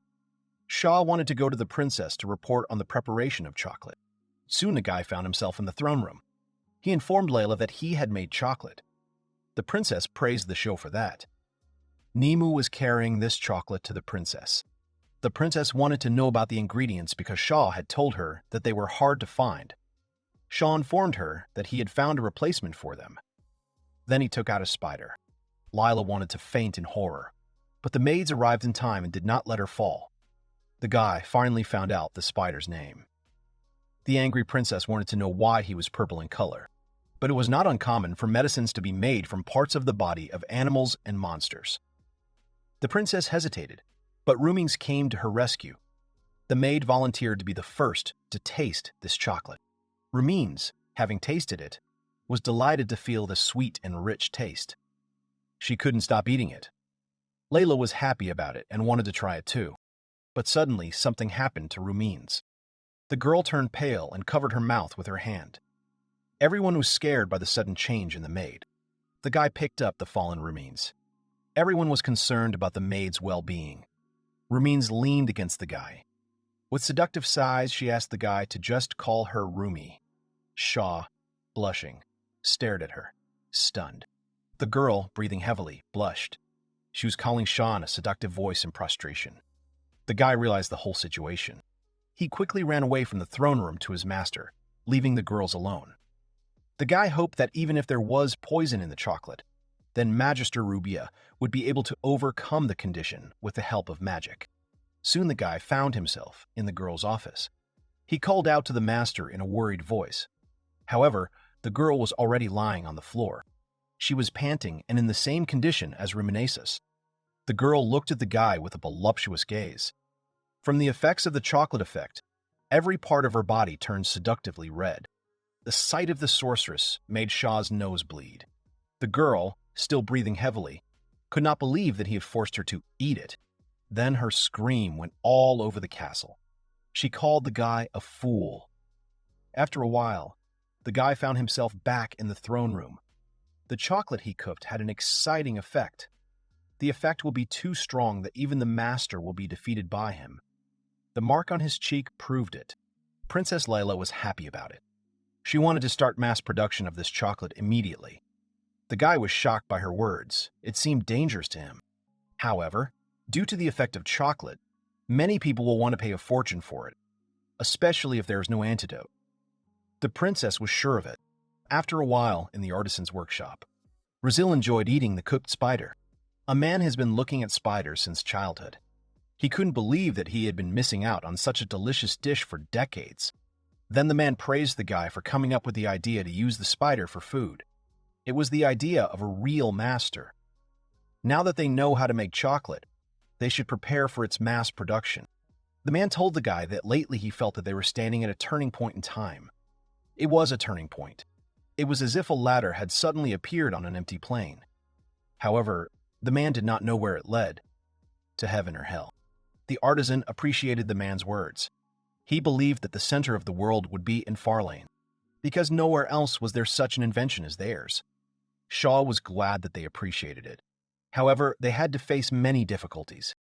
Rezel did not understand what difficulties the guy was talking about. Shaw explained to him that the biggest problem for them was fuel. They needed it to shape the invention and spread it around the world. But they only had firewood and coal, and it was hard to get good coal for iron production. The city's population is growing, and only this will lead to a shortage of fuel. The forests of Farlane are full of firewood if you cut down the trees, but that won't solve the problem. If the forest is cut down, it will return to its original state for hundreds of years. There was also the possibility that cutting down trees would lead to desertification. This is how cities in the world of the show sank into the sand. Besides, the guy had heard that the forest had shrunk significantly since Princess Layla was a child, because the trees were cut down for fuel. It was not very cold in Farlane in winter, so they are not used for heating. The trees were used for daily cooking and kindling of the bathhouse. Charcoal was used as fuel in the forge. All this is provided by the trees in the forage. And if the city continues to develop, the population will grow. The consumption of firewood and charcoal will grow at an accelerated pace. It would be nice if coal or oil existed in this world, but no one has even heard of such things. Although the artisan was aware of the harmfulness of cutting down trees, he believed that it was just a forest. However, Shaw disagreed with this. The rich lands of Farlane, water, rain, and climate. All this is possible only thanks to the forests. A forest is a huge reservoir that stores water so that people can use it. If you get carried away with momentary money, you can destroy your own country. The men were surprised by Shaw's words. The black-haired guy was thinking about the future. After a while, Shaw climbed to the top of the tower. He was looking at Farlane's view alone. This place was very relaxing for him. Then the guy took out his phone from the inside pocket of his jacket. Holding the phone in his hands, the guy would like to take a photo of the beautiful view of Farlane. He was sure that would be fine. But the phone was dead. The guy thought about coal, oil, and electricity. He needed their existence. Suddenly, the guy had an idea. He wanted to come up with something with magic. The show needs to get energy. The next day has come. The guy clapped his hands in joy. He came up with an idea and wanted to try it out. The show enthusiastically applied magic. He was one of those people who, when they have an idea, can't resist trying it out. At the moment, Shaw was casting a drainage spell on the stream next to the workshop. It was an artificial stream of a windmill. Initially, he was going to put up a garden, but this will lead to a decrease in air pressure. At a place where there was a lot of water vapor, he was going to cast a spell to reduce the pressure there. The flow of magic caused the air to move. Soon the sky darkened and lightning appeared. The guy was delighted with it. But then he came to his senses and removed the magic. Shaw got too carried away. It could get pretty dangerous. After a while, the guy hammered an iron stick into the soil. The guy understood that he should have been more careful. Now being in the house, Shaw used magic again, and immediately clouds and lightning appeared in the sky. The lightning headed towards the iron stick. Shaw finally summoned a lightning strike using magic. It turns out that if you make a large cloud column, you could charge it in about a minute. The range of magic is about 100 meters. The guy couldn't have done more than that. Then Shaw went to the place of impact. As he approached, he felt an unpleasant smell of ozone. The guy thought that he would be harmful. If the current is strong, then the show may be able to use it. If they create a narrow space in the shape of the letter T and a strong current passes through it, then this will be quite possible. While the guy was creating a T-shaped pillar, Ruminez suddenly came to him. Shaw noticed the girl in the doorway of his house. The maid informed him that Nimu had heard thunder and was very scared. That's why she came to check. The guy realized that he was to blame. He informed her that he had been experimenting with magic. Then the guy and the girl went outside. This will be his last experiment. Ruminez was worried about his actions. Shaw explained that he would do so that lightning strikes the iron bars and melts them. Shaw used the Thunderbolt spell after the explanation. Although his magic did not require pronunciation, a beautiful girl was watching him. As a former fan of Outrageous, the guy couldn't just stand. Shaw then effectively summoned lightning. Ruminez suddenly screamed in fright, covering her ears. Ruminez was stunned by everything. The guy, approaching the iron bars, realized that he had succeeded. If he could control lightning, he could melt at will. Soon, a furious hail was heard. An angry Layla ordered the guy not to flash lightning inside the castle. Shaw could have destroyed it. The guy was forbidden to experiment with lightning bolts in the castle. Shaw was depressed that he couldn't do a quick magic experiment. Maybe that's why the master went to live in the forest. The guy had experiments that he wants to try. Therefore, he had to prepare himself. Shaw made a plate with a hole that will gradually decrease in size. The guy inserted copper into the plate, beaten out in the forge in the shape of a rod. Copper is soft and stretchable, so the diameter could be gradually reduced by passing the copper wire through the hole. Shaw did not think that such a thin, twisted wire could be made by hand. But it was enough for him. In order to soften the wire, it had to be burned, but he did it with magic. The problem was in the shell to prevent a short circuit. There was no vinyl in this world, so he wrapped it in paper coated with a mixture of nikava and oil. Shaw has heard that paper wrapping is better than vinyl, but I didn't know if it was true. Wrapping the thin leather around the forged rod, he wound a copper wire on top. He got a reel. The difference in the number of turns may have been important, but it was still an experiment. The next day, the guy met Numi on the way. The girl was hiding from him in the shadow of a pillar. The girl asked the guy, scared, about the thunder. Shaw informed the girl that everything was fine. The princess forbade him to experiment in the castle, so he went to the forest. Nomi understood that. She timidly informed him that although Shaw was kind, the girl was still afraid of him. The guy asked the girl that the maid not only took care of the princess, but also protected her. The girl agreed with him. Then the guy gave an example of what she would do if lightning appeared, and Numi would have to convey an important message, or the attacking bandits would use lightning magic. If the girl gets scared and runs away, she will lose her job. Numi was upset about it. She didn't like it. But the girl didn't know what to do. Then Shaw invited the girl to look at experiments with lightning magic. Then she'll get used to it. Numomi timidly agreed to his proposal. They needed to find a spacious place, and preferably there was a river. Nim screamed at the back of the show's master because she couldn't keep up with him. The guy said that he is so fast because of magic, because he casts a weight loss spell on himself. And Nim was the only one who could reach that speed without magic. The beastmen were really amazing. They also had to tie the coil to a wooden pole and later pull one end of the copper wire up, and the other one had to be stuck in the ground so that it could be slowed down. Shaw immediately told the girl not to raise her head, because unlike magic that can be directed and fired, this magic simulates natural phenomena and therefore cannot be controlled. And even to be honest, you can never know where it will hit. If they are not careful, the magic can hit them directly, so they need to keep their distance. Finally, the magic lightning showed itself, and the guys loudly exclaimed that it was already beginning. The lightning struck directly into the pre-prepared coil. Nim screamed loudly. Shaw began to rejoice loudly that their plan had worked, and it seemed that lightning had successfully struck right at the edge of the reel. Their self-made coil ignited violently and later caught fire, which the guys also noticed. Nim exclaimed loudly and in fright that their coil was on fire and tried to make sure the master of the show that he saw it too. The master immediately ran, realizing that it was very dangerous. After all, if a fire breaks out in this place, it will be a complete disaster. And in this world there were no means for firefighting, and if a fire starts, then the whole kingdom will come to an end. Shaw saw that the fire had begun to spread to the undergrowth. The guy hesitated and decided to use cooling magic, but immediately realized that this would not be enough. He tried to figure out how to put out the fire.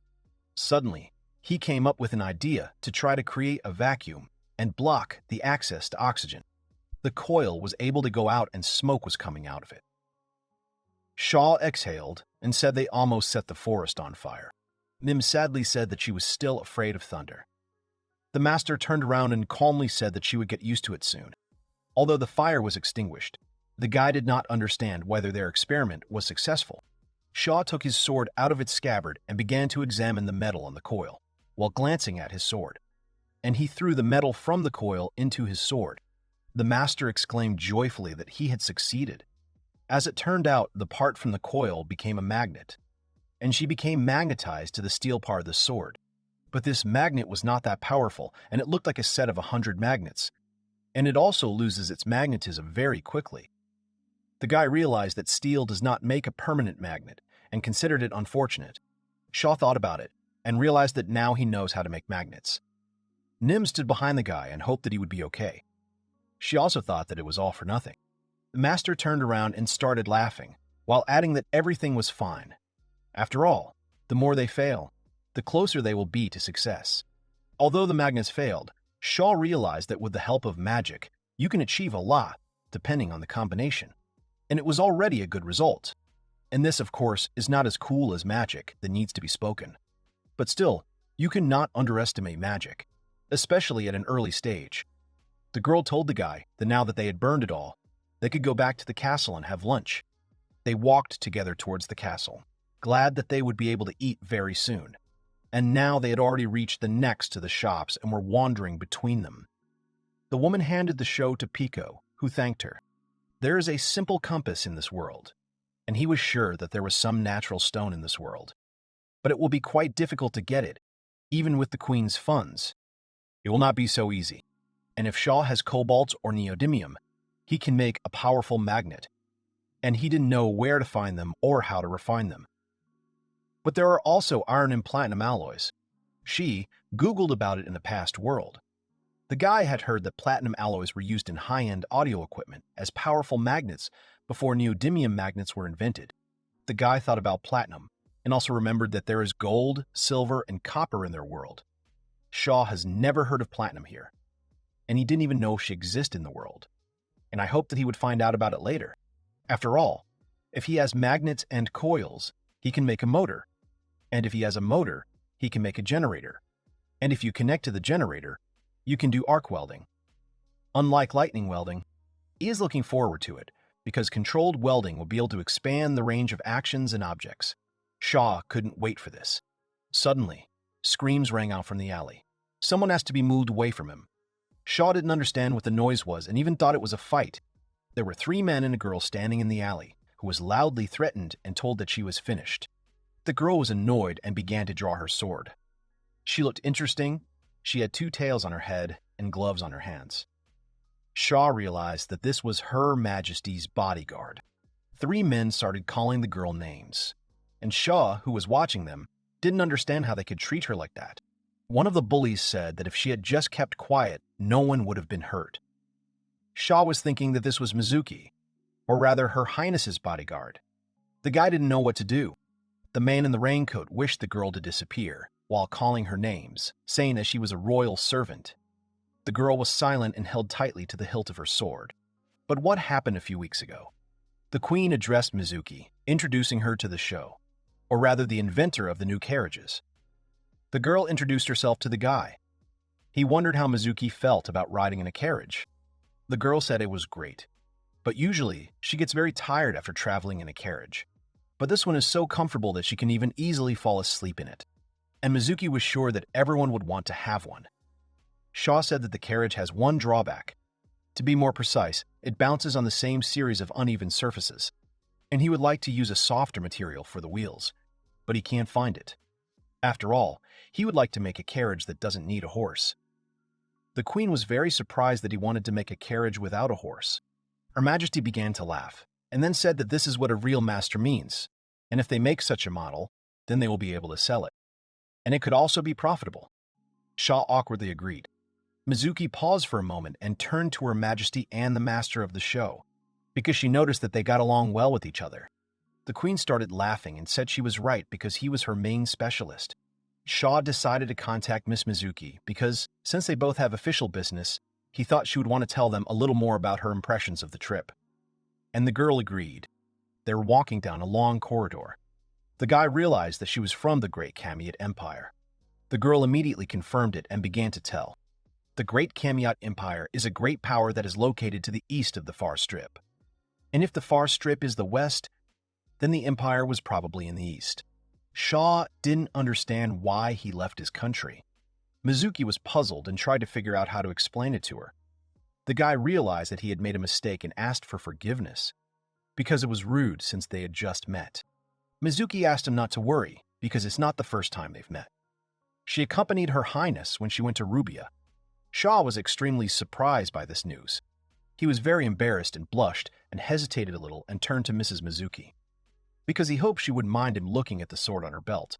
After all, he was in such an unusual shape, which is why he is very curious. Mizuki said that of course he could look, but it wasn't a sacred sword or anything like that. And now, this sword was fighting with another one, which made Shaw's mouth open in surprise. The girl was stronger than the attacking man, who was already holding on with the last of his strength. The guy was watching them, still with his mouth open. He was trying to figure out how to help her, because no matter how good a swordsman she was, Mizuki won't be able to fight 3 people at the same time. Suddenly, the sword flashed with wild speed. The girl opened her mouth in surprise, because she could be injured. Drops of blood began to appear on the stone tiles of the street. Shaw couldn't stand it anymore, watching what was happening, and called the girl by name, and he also said that she was going to be attacked from behind. A ball appeared in the guy's hand, which began to spin and then blinded 3 men. They began to close themselves off from the light in order to hide from it. Shaw was standing angry and a bright light was coming from him too. Mizuki finally noticed him. But the men also paid attention to him, and they remembered that this guy was a scientist. One of the men, who had a beard, shouted to his men that they needed to run. Shaw and Mizuki silently watched the men walking away from them. The guy stood covered in cold sweat because he had managed to trick them with air compression magic, but he was clearly not able to stand up in battle. After staying in his thoughts for a while, he came to his senses, immediately sitting down next to Mrs. Mizuka to make sure that she was all right. The girl's shoulder was injured. She held on to him to stop the bleeding. Shaw loudly exclaimed that she was bleeding. He realized that he needed to stop him immediately. They were leaning against the wall and Shaw bandaged her wound, putting a twig under her bandage. He was able to provide first aid. The guide took Mizuki in his arms and shouted that they needed to get back to the castle as soon as possible, because the master definitely has some healing spells, and now they have already come to the master's house. Mizuki was lying on the mattress and she wasn't feeling very well, but the doctor refused to treat her. Shaw didn't understand why and had already started begging Stella, because, unfortunately, the master left to collect plants, and she is the only one he can ask now. The girl angrily said that she did not work here as a doctor. The guy did not know how to persuade Stella. He asked her to help her somehow. After all, if they don't do anything for Mizuki, then she will disappear. Shaw was already pleading with her, almost in tears. Stella looked at him in silence, but then decided to put forward her conditions. She wanted Shaw to agree to spend the night with her, and then she would think about it. The guy agreed and said he would do it, and he would do anything. Stella thought that he thought she would be satisfied with such a forced agreement. After all, she actually has a woman's pride too. Shaw started apologizing. He was ready for anything.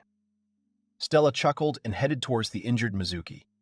Sitting down next to the wounded girl, the healer began to recite a spell to restore her condition.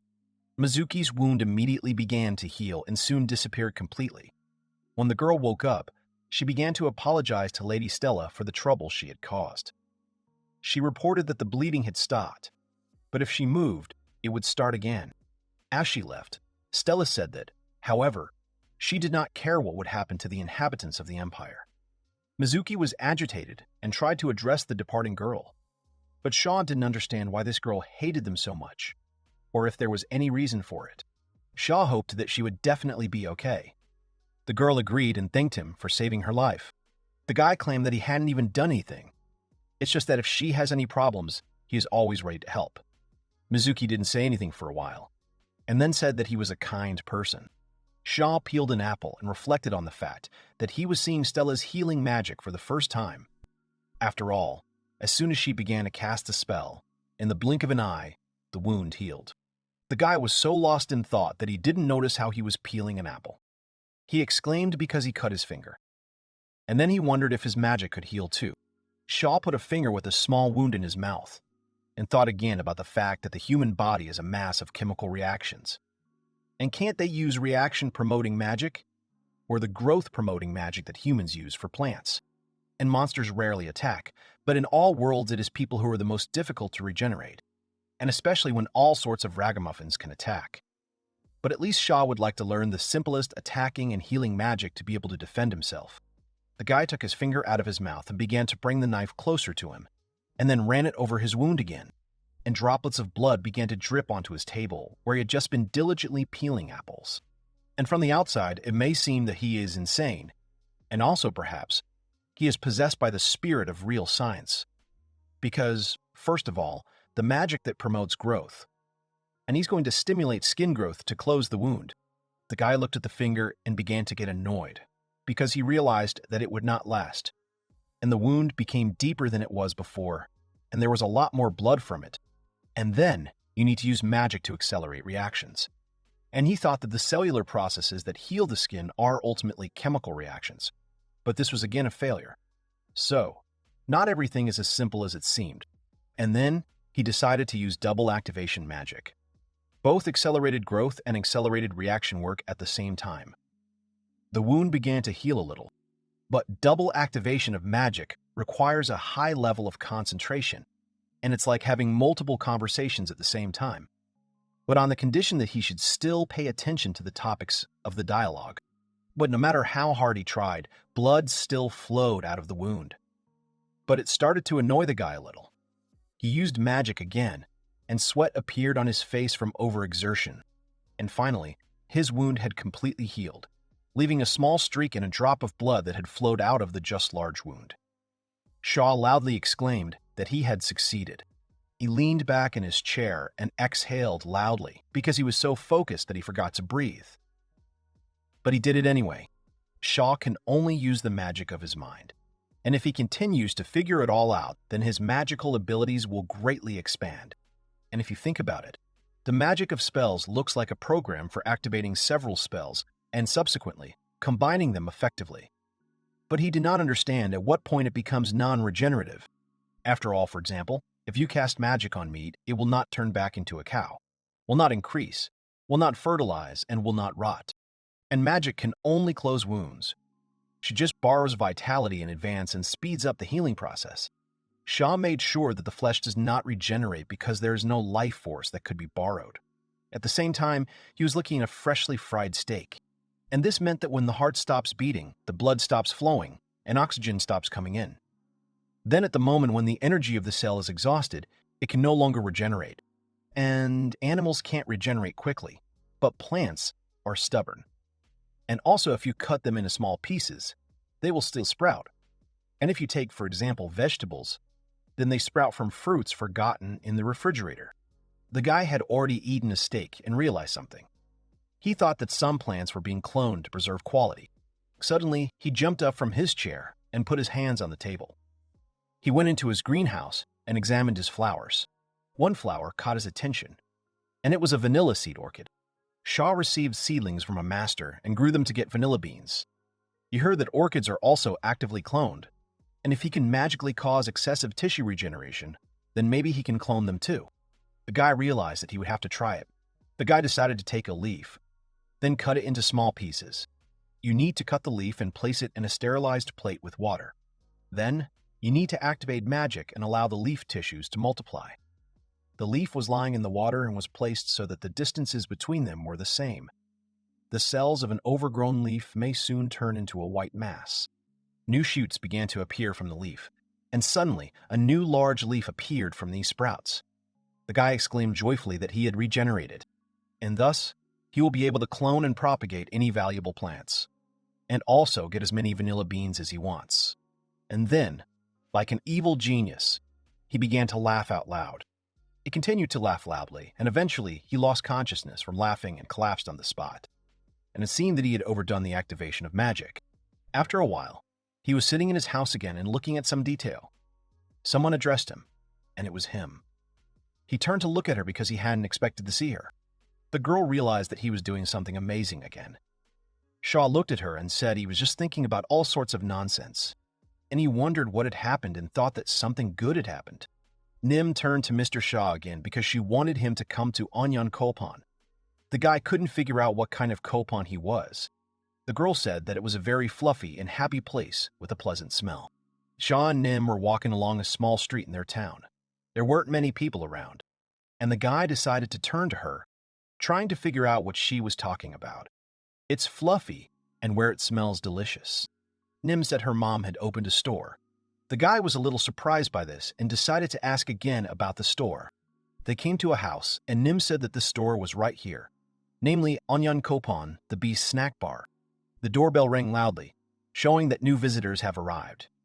There were already a lot of customers in this diner who were happily discussing something and drinking.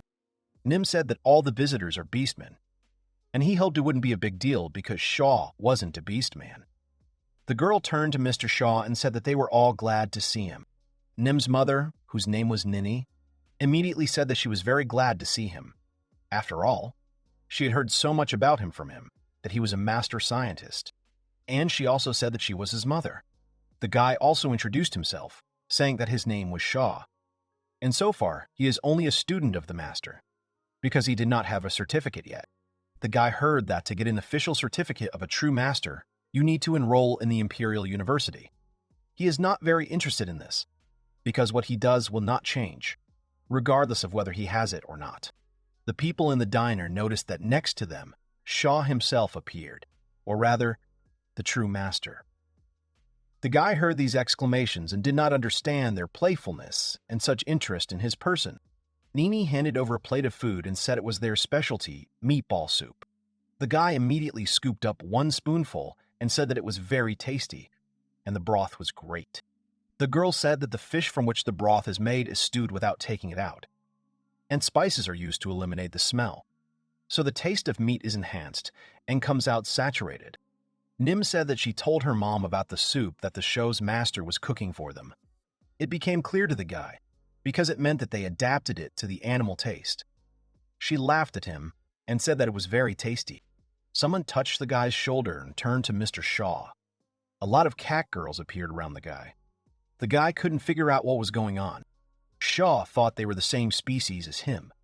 One of the girls confirmed, and the other said that she wanted to get closer to the master of the show. The guy began to think that they were not indifferent to scientists. But it seemed to him that this was not the case. The blonde cat girl said that there are rumors in the city that the master of the show is a demon. The guy couldn't figure out how it happened. The girls went on to say that he is the true master who invented spider chocolate. Shaw tried to remember about the spider chocolate. After all, after one case, it began to be successfully produced and secretly sold, ostensibly as a tonic and nutritional supplement during and after illness. But the merchants secretly talked about other effects. For example, one of the merchants said that in fact, he is very effective for something else, and all the girls will be yours. And apparently, with such a vulgar advertisement, the product is being sold with rather enthusiastic reviews. The cat girl said that Nim said that the master of the show was kind, and also the master of the show invented the pump, and she uses it every day, and now it has become much easier for her. The guy said he was glad to hear that. After all, he used to work for his master. But pumping water from a well was an extremely difficult job.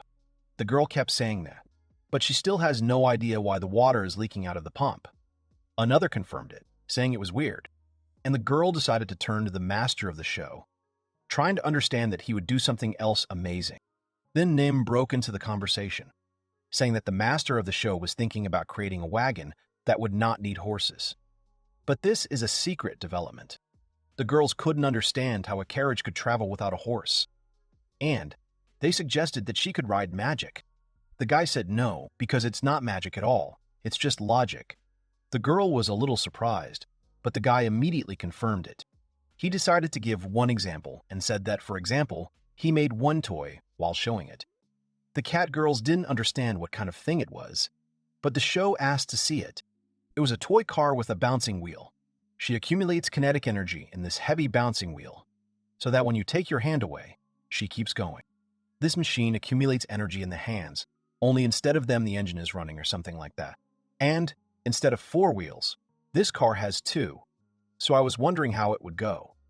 Then he launched it across the floor. He let go of his hand, saying that it drives like this. His invention rolled across the floor, which immediately attracted the attention of the girls. The cat girls immediately rushed to the typewriter, which greatly surprised the guy. The girls began to destroy the whole room and jump under the tables, because they were trying to catch a car. Shaw reached out to the girls because he wanted them to calm down. Then Nini came out into the hall because she didn't understand what was going on. The cats sat for a while, feeling awkward, and said that their bodies acted on their own. Nini said that's why they don't work. Shaw didn't understand what she was talking about. She said they wouldn't be able to do their job if they were constantly jumping on people. And if they are on guard and a rat jumps out from the side and distracts them, then they will get hit. Shaw remembered something and said that, by the way, Nim did not attack me, but only wagged her tail slightly. Nini said it was all thanks to her training, and she was proud of her. And later they were walking with him between the shops, and Shaw thought that maybe he would buy spices too. They approached the shopkeeper and Shaw said that there was such an unusual selection in this store. The merchant turned to the buyer, because I thought he was an expert, and I wanted to make sure of it. He also added that he has rare ores. After that, he handed him a stone and said that even though it looked like just a stone, because that's what Shaw thought, but this is not so, because if you hold it so close to the knife, at the same moment the ore instantly clung to the sword. Shaw saw a natural magnet and became interested, because it is so rare that it is not worth a single gold coin, and then he said he was buying it. The merchant was stunned by such a speed of choice and asked to wait because he did not believe that they were buying it. Shaw thought that she was not for sale, because he wanted to buy her. The merchant apologized. Because I didn't think that anyone would agree to just spend so much money on it. But the guy also added that he would take something else. Among the numerous items, there was dried slime, which the guy pointed at with his finger. On a sign near the slime, it was written that these were delicacies of the hinterland. Nim was surprised by his choice, but the guy was already paying for it. The guys have already been to the workshop of the show. Nim decided to contact the master of the show, because she bought a lot of things here. And the guy who was unwrapping the bag looked at her in surprise. He remembered that there was something he would like to cook. And when everything was ready, he offered to make something to eat. The girl happily agreed. There were a lot of parts on the table that looked like gears, and when the guy turned around, Nim was already sleeping peacefully on the bed, so the guy continued to make. And finally, the guy loudly exclaimed that everything was ready. He got a whipping wheel, or rather, a hand mixer. It works the same way as a toy car. You need to turn the handle and accumulate energy in the jumping flywheel. And the inertia of the flywheel makes the whisk rotate, even when someone removes their hand. Nim woke up and didn't understand what he was doing. Shaw noticed that she was awake, and he explained that he mixes egg whites to make meringue. It was a new name for the girl, and she did not know what meringue was. The girl was amazed that it became so fluffy in the blink of an eye. It was white, fluffy, and delicious. The guy suggested making it fluffy too. There was cream from milk on the table, separated by centrifugation, and they can also be easily beaten with a hand mixer. The girl turned to the master of the show because she did not understand what about this slime. After all, the mucus is poisonous. The guy said that only the organs are dangerous, and the transparent part is not poisonous. And she was just like a jellyfish. And if you put it back in hot water and let it cool, it will harden like agar jelly. If you mix the meringue from the returned slime with whipped cream and syrup, and then flavor with vanilla beans, then the semi-frozen slime will look like natto. They were also going to add it to emphasize the taste. Pour the mixture into a bowl and cool. And today's appetizer mousse of otherworldly slime from natto is ready. Suddenly, someone came through the door. It was Stella and Rubia. The healer asked Shaw to serve her something sweet. The guy immediately said that it was almost ready, so they could take it. The guy thought this place was some kind of coffee shop. The 3 girls immediately started tasting the new dish. They didn't understand what it was. It was cool and delicious. And this fluffy and soft texture with a crispy crust was so delicious. Shaw said that this cake is called mousse, and his main ingredient, he hesitated and fell silent. Then he said that the main ingredient is mucus. The girls were shocked by the main secret of this recipe, and they weren't sure if they were talking about the same slime. But unfortunately, the guy has never seen her in person. Stella said she was fed it because it is considered a delicacy, but it wasn't as delicious. Shaw said he was glad they liked her. Rubia was so shocked that she didn't even move. Stella said it was a negative reaction. The girl didn't seem to be breathing, but there was still mousse in her spoon. Stella said that Rubia is a little biased about food, and she has one prejudice about it. Shaw laughed awkwardly and said that was exactly the case. After all, when she sees a rare fish, a rare vegetable, or a rare dish, she asks herself if she can eat it. But Shaw would like them to learn from the Japanese, who eat everything in the world. Stella didn't understand what the smell was because it didn't look like slime. That's why she realized that it was a vanilla bean. The guy said it was an orchid fragrance. The girl remembered that she uses it for incense. Shaw immediately turned to Mrs. Stella, suggesting that she make perfume out of him. She asked in surprise. He said that they should dissolve the perfume in a certain alcohol and put it in a small bottle, and they can enjoy the fragrance whenever they want. Stella immediately hung on his neck, trying to kiss him, but then Rubelia woke up and turned to Shaw, which surprised him, and he turned to her, glad that she was alive. She started to deny it, but said that if he would make perfume for her, then he would forgive him. The next day came, and there were screams in the workshop directed towards the show. Someone said he was terrible. The guy immediately realized that she was talking about Stella's perfume. As he had heard, she was very pleased with them. The evil queen confirmed it. But immediately Shaw said that he had taken care to make them for her highness as well. The girl straightened a strand of her hair. She hoped he thought they smelled sweet and delicious. He confirmed it by saying that it smells good, calling her Your Highness. She said he could call her Lila. The guy was embarrassed and said that he couldn't just call her by her first name, because other people are looking at her. She understood this and puffed out her cheeks strongly, either from embarrassment or resentment. Shaw understood how she felt, because he also felt detached, especially when people call him master or true master. Well then, when it's just the two of them, he'll call her Lila. He wanted to make sure that it would do. Layla immediately said that it was good and she agreed to it. Shaw remembered something and turned to Lila. She didn't understand what it was. He wanted to know about those chocolates, or rather if they were selling well. The girl said that yes, they are very popular. And in the market, each spider chocolate bar is worth 2 gold coins. And there are also rumors that they are being sold out like hot cakes by large merchants, royals, and nobles. Although they don't talk about it, but some people even disappear from overeating these chocolates, the guy repeated embarrassedly. He doubted that this was exactly normal. But Leela said he had nothing to worry about. All the old men and pigs that were on the list of people he wanted to destroy had already gone to hell. And maybe that's what he's been trying to achieve all this time. Shaw sheepishly agreed. He did not expect that there would be such an effect. Leela said he was just lovely, and she jumped into his arms and laughed. The guy was thinking that she looks like a nice girl, but she's not afraid to do black things, and her political skills are something unimaginable. Shaw couldn't stop the sweat from flowing. The show's been in another world for several months now, and he learned some things. Civilization in this world has been in its current state for more than 1,000 years, and if we assume that the civilization of this world is at a stage similar to the Edo period. But it is possible that it could have developed to the level of modern Japan in just over 100 years. One of the reasons may be magic. The existence of convenient magic hinders the development of science. And it's amazing that they don't even have matches to light a fire, let alone electricity. Some magic stones that can be infused with magic power ignite upon impact. But magic stones are very expensive. Therefore, it is difficult for ordinary people who do not know how to use magic to light candles. Shaw thought that maybe he could make a simple generator using a natural magnet that he bought the other day from a traveling merchant. But it's not enough to charge the phone.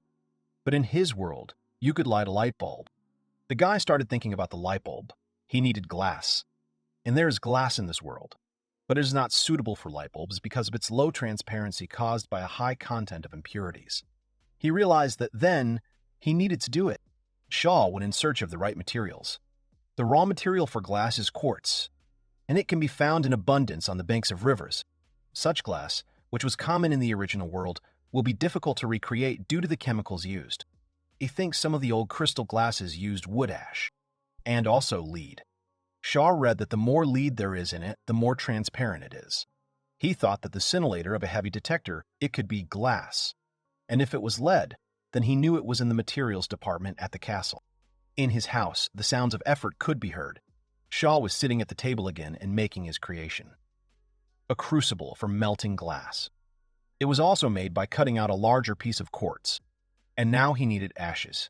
He'll need a lot of firewood. Melt in a large pot with magically heated water until saturated. We need to take a sedimentary liquid over it, accelerate the reaction with magic, and get a white powder. It will be potassium. But what a potash! Although the name didn't matter now. Quartz needs to be crushed so that it dissolves more easily. He also replaced the pestle and mortar that he used to grind wheat with metal ones, so they can be automatically crushed using the energies of the water wheel. And in the process, he discovered that heating and cooling can be repeated using magic to break quartz into small pieces. And he was once again convinced that magic can do much more, depending on how it is used, and that it can also improve work efficiency. You need to put quartz, shell, and lead in a crucible, and then put them in the oven. Lead would melt first, but quartz, and it looked like it wouldn't melt at all because the melting point of the glass should be quite high. And, as expected, the furnace for blacksmithing is not powerful enough, and so he strengthened it with magical heating.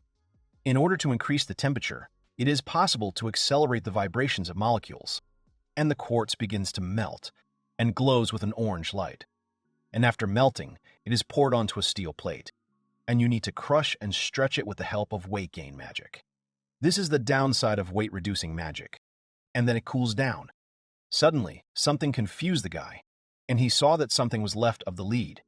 Shaw realized that he hadn't completely melted down, and after several repetitions, he finally gets the point. Only the lead, yellowed by the heat, seemed to have melted well, and therefore it is necessary to heat only the first part, and only those that have turned yellow will be selected. The show did a trial production again. He began to drain the resulting liquid from the glass. The guy carefully began to consider what happened, and finally, he started to smile. Because he finally did it.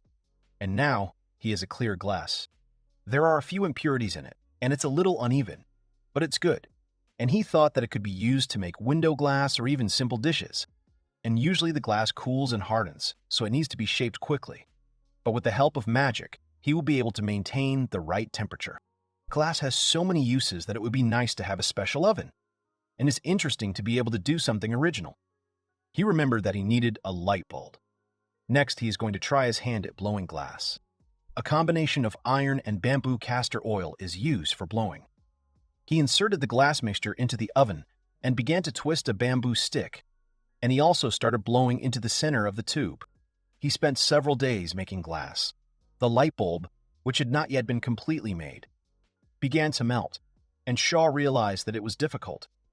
He was trying to figure out how to blow into it properly. He was thinking that it was a matter of addition and subtraction. The guy started blowing into the tube again and tried to make a light bulb.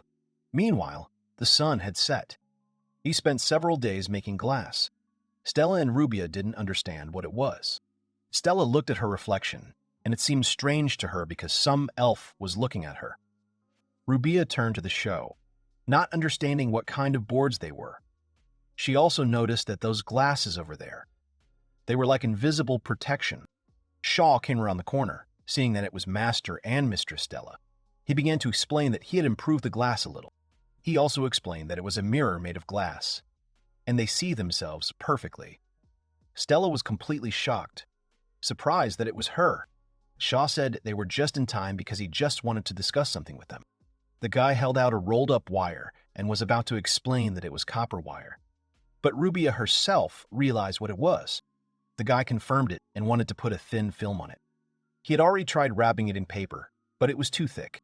Rubia thought he might use Nikava. After all, with Nikava, if you bend the line, it peels off. and then Stella suggested that it might be better to use insect wax. Shaw asked again, but Rubia understood that it might be suitable. And then she told Shaw to get ready, because they were going into the woods after him. The guy didn't expect them to go now, but the guy knew it because the master is also a real scientist. Rubia said they had to hurry. Insect wax is the same as in his old world, and when the copper wire passed through the molten insect wax, a good film formed on it. And thanks to the master and Mrs. Stella, he had a good reel, and the problem was the thread.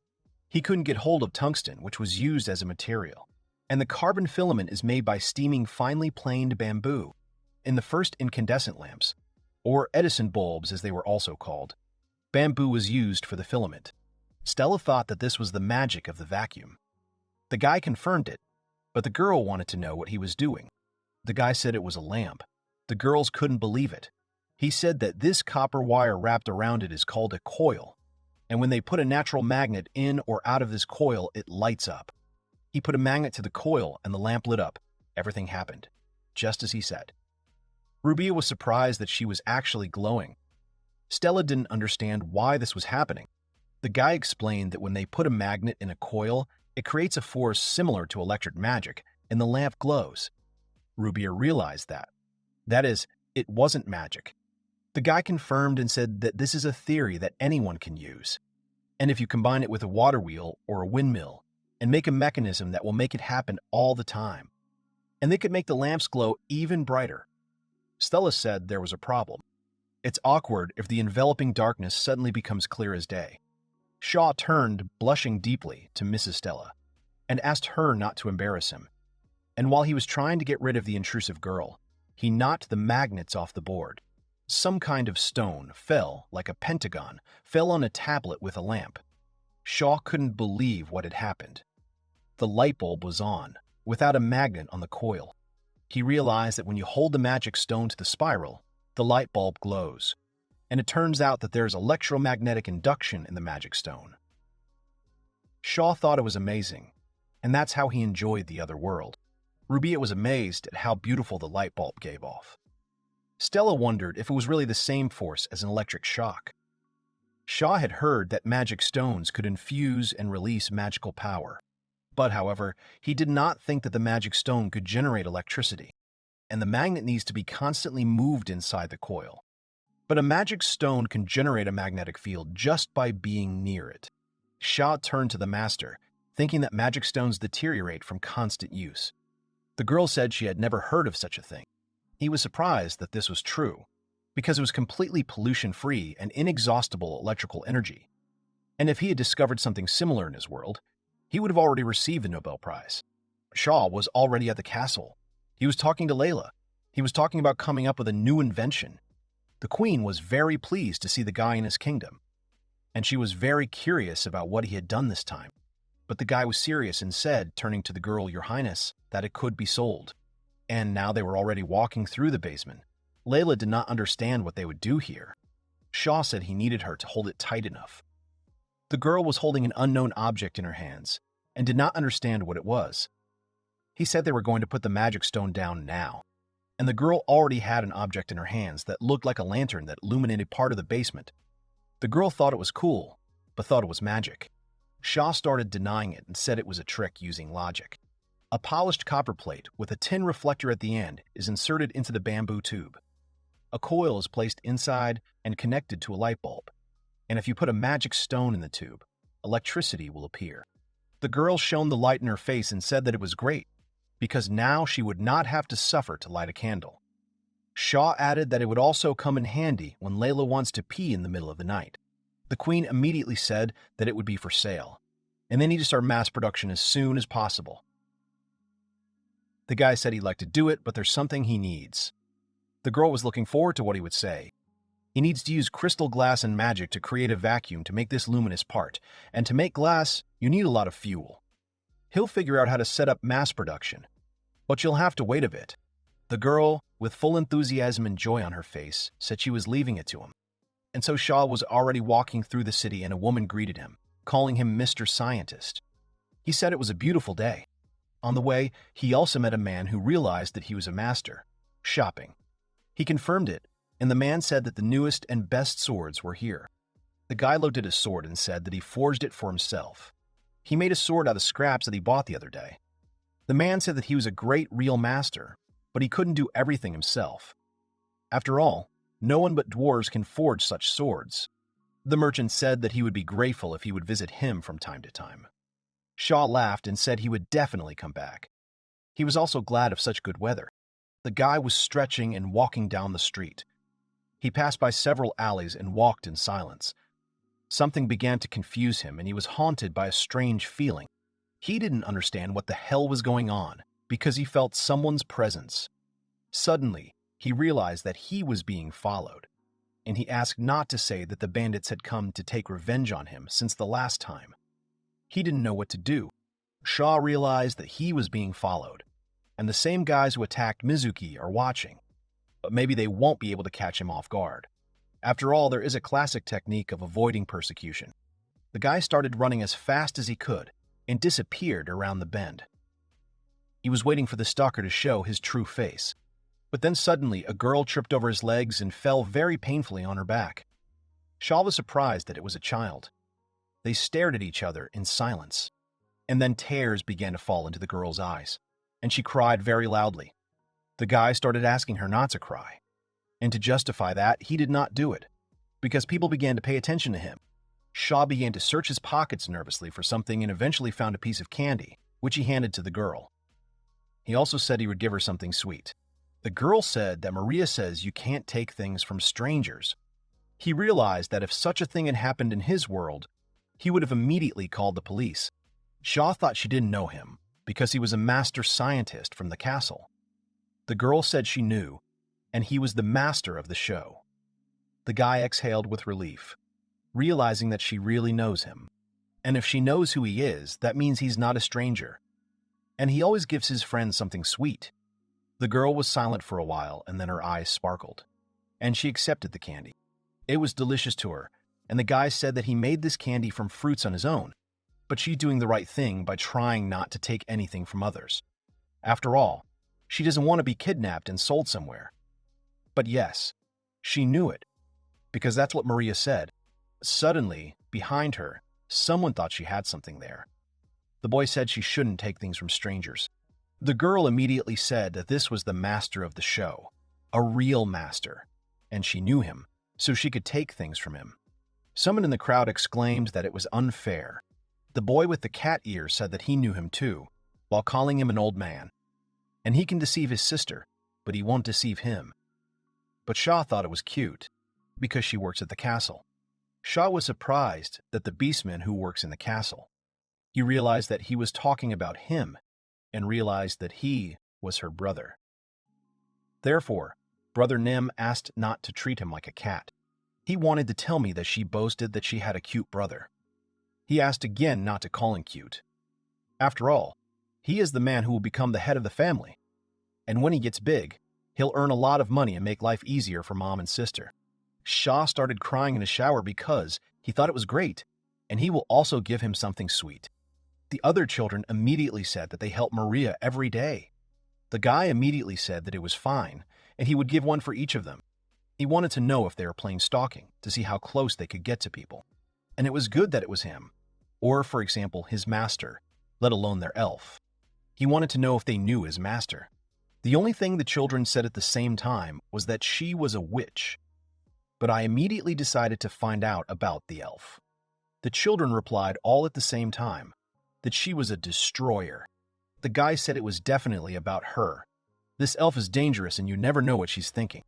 One of the boys said that he knows that if a true master catches the show, he will turn it into a magical experiment. The girl said she could even turn into a real monster. Shaw laughed and said that they say that there's no smoke without fire, and maybe something like this happened. Anyway, if they keep playing games like this, then their dad and mom will be upset. The children sat on the stonework and looked at each other in disbelief. As it turned out, they have neither a father nor a mother. Shaw was surprised, but he had heard that there was a shelter here. A woman named Maria, and about 20 children lived there. Shaw said he didn't like their dangerous games, but he would teach them some other way. The children were interested in his proposal. Shaw sat down and started sharpening some piece of wood, and then made a helicopter out of it. The guy also started making toys for them, and so he even made stilts. And he also made them a slingshot and rocked them, adjusting to their interests. Shaw was thinking that children are adorable, and wherever they come from, and he earns money from the most interesting thing, namely, true scholarship. He could make a donation to a shelter for these children. When he came to this world, he was broke. With a salary of 3 gold coins per month and a reward for each invented product, he has about 100 gold coins in his savings. It was already getting dark, and Shaw told the kids that it was time for them to go, because it was already late. He will take them to the shelter if they show the way to it. But the children immediately agreed. A 2-story house began to appear in front of them. The children screamed that they were at home and turned to Sister Maria, because they were trying to say that they were back. Maria told them without turning around that she was welcome home. The girl was trying to get water, but noticed that there was a man with her children. But he greeted Maria and said that he had met her children in the city. The girl suddenly let go of the rope from the well. She threw Shaw into her arms in tears and called him Mr. Zero. The guy was shocked by the girl's actions. After all, he wasn't Zero. The children turned to Sister Maria, saying that this was a show and he was a real sage. The girl silently looked at him and, blushing, realized that she had confused him with someone else. She apologized, but was immediately reassured by Shaw, saying that everything was fine. He decided to make sure that she was Maria. She confirmed it, still feeling shy. The girl ran up to Maria and said that Mr. Shaw had made them a lot of toys. The girl said that she understood that he took care of the children, but the girl was afraid that she would not be able to repay him in any way. But she asked him to come more often. But now Shaw was already sitting at the communal table and apologizing for eating them up. Maria said that the children were very happy to see him, and she asked everyone to cross their arms together. And suddenly she said, "Itadakimasu," and the children repeated everything at the same time after their mentor. Shaw didn't understand what it was or what they said. Maria explained that itadakimasu is a foreign custom of thanking for food and was taught by Zero. The guy was silent and asked to wait, because he thought that maybe Zero was as Japanese as he was. The girl turned to Mr. Shaw. She was very sorry that she had jumped to conclusions. The girl was not sure that he was not Zero. Shaw was confused, thinking that he looked like him in some way. Maria said that this was not the case at all, because he was more courageous. Maria said he looks different, but they have the same aura. Zero said that the next time they meet, he will look different. Shaw didn't understand what kind of person Zero was. The girl said that he saved her life when she disappeared from a labor cough, namely pulmonary tuberculosis. He also healed her eye, which was blind from birth. Shaw didn't know that such a thing was possible, but he still didn't understand who this Zero was. He began to find out about the girl, whether he is a true learned magician, because he is very skilled. He asked me to tell him more about him. The girl immediately agreed and said that it happened when she was 12 years old.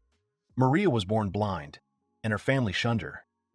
The girl was sent to work in the Imperial Pavilion of the Night Sky, but she got infected from a guest who came to them. That's how she got sick. She was kicked out of the Night Sky Pavilion, and he began to wander the streets. And the girl realized that she was disappearing, and one day she found herself in the dark, sitting by a large tree. And I decided that this would be the place where she would disappear. And just when she was about to take her last breath, a silhouette appeared in front of her, and a voice appeared behind it, asking if she wanted to survive. The girl thought that God had come for her, and answered as if she had been illuminated by a bright light. She agreed to his proposal, and the next time she woke up, her cough had completely disappeared, and her eyes began to see. Shaw thought it looked like God himself had come for her. The girl agreed, but there was one thing, but. She said that Master Zero said that there is no God in this world. And even if they think there is a God, it is just a being whose knowledge and technology are too different to understand him, or a being who deceives them. The guy said that he agreed with him on this, but he wondered what happened next. Zero advised her to stay with the teacher at this orphanage. Life with Master Zero and other children. They had many happy days, but one day Master Zero told her that he was returning to a distant foreign country, and when she ran after him in tears, Master Zero told her that Maria would take care of their connection, and if it existed, then she would see him again. Shaw was surprised, But Maria continued, saying that Zero said it meant a fateful connection, or a connection of souls. The guy knew it, and this Zero must have been Japanese. And that is, besides him, someone else came into this world. And believing in the day when she would meet Master Zero again, she decided to cherish their bond when she met him. The girl said that the teacher passed away 2 years ago, and she hoped that this time he would be able to pass on his connection to these children. Shaw was silent, but then turned to Maria, saying that he was not a man named Zero, but he will do his best. The guy started building a water pipe for them, which supplied water directly to the house. He also gave the children water pistols, but he gave Maria a newly invented flashlight. The girls at the table were in shock. Shaw handed the girl the coins, and she tearfully thanked Mr. Shaw for being so kind to them. She didn't know how to thank him. He hired a carpenter through Razil's back to repair the job. He was surprised when he gave him 80 gold coins for the job. But for the hero, safety is the most important thing. Suddenly, someone crashed into Shaw's body, and because of this, the guy fell. The guy's face was near his chest, and he began to examine it. After all, they were bigger than the masters. The girl said he was bad. The guy tried to explain and give him a minute, but the unknown woman did not understand where he was looking. He looked at the silvery hair, long ears, and dark skin. Shaw wondered if it was really a dark elf. She called him names again. The girl was not satisfied with the fact that he continued to stare at her. At the same moment, the show ran. The girl did not understand where he rushed. He was apologizing to her. The girl was annoyed and said she was in a hurry. And so the next day came, and Shaw went into the diner to Nini while greeting her. Nini also said she was glad to see him, and just in time. Suddenly, he was told that someone was looking for him, which surprised the guy very much. The elf he was running away from was standing next to the table. She looked at him indignantly. He said that about yesterday. He didn't finish because the girl interrupted him. She said she was very sorry. The guy was in severe shock. She had come here to see the true master known as the Demon. But the more she heard about him, the more she realized that it was him she had chased away.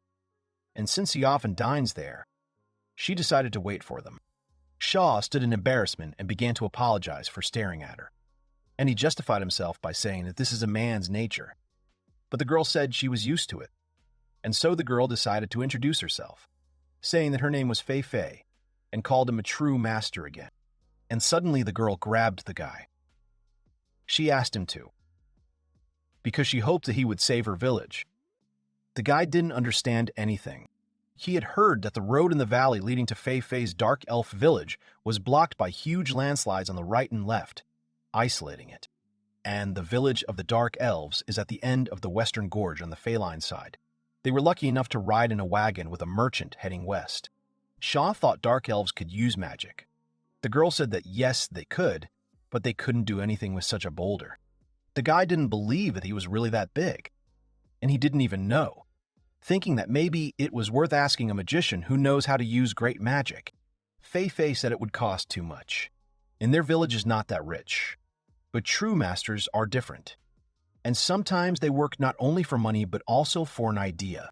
The guy laughed and said that it happens, but he is weak, and especially when a beautiful girl asks him for a favor. And he finally understood what it means to be a man. He said the girl could call him Shaw, and maybe he'll come up with something on the spot.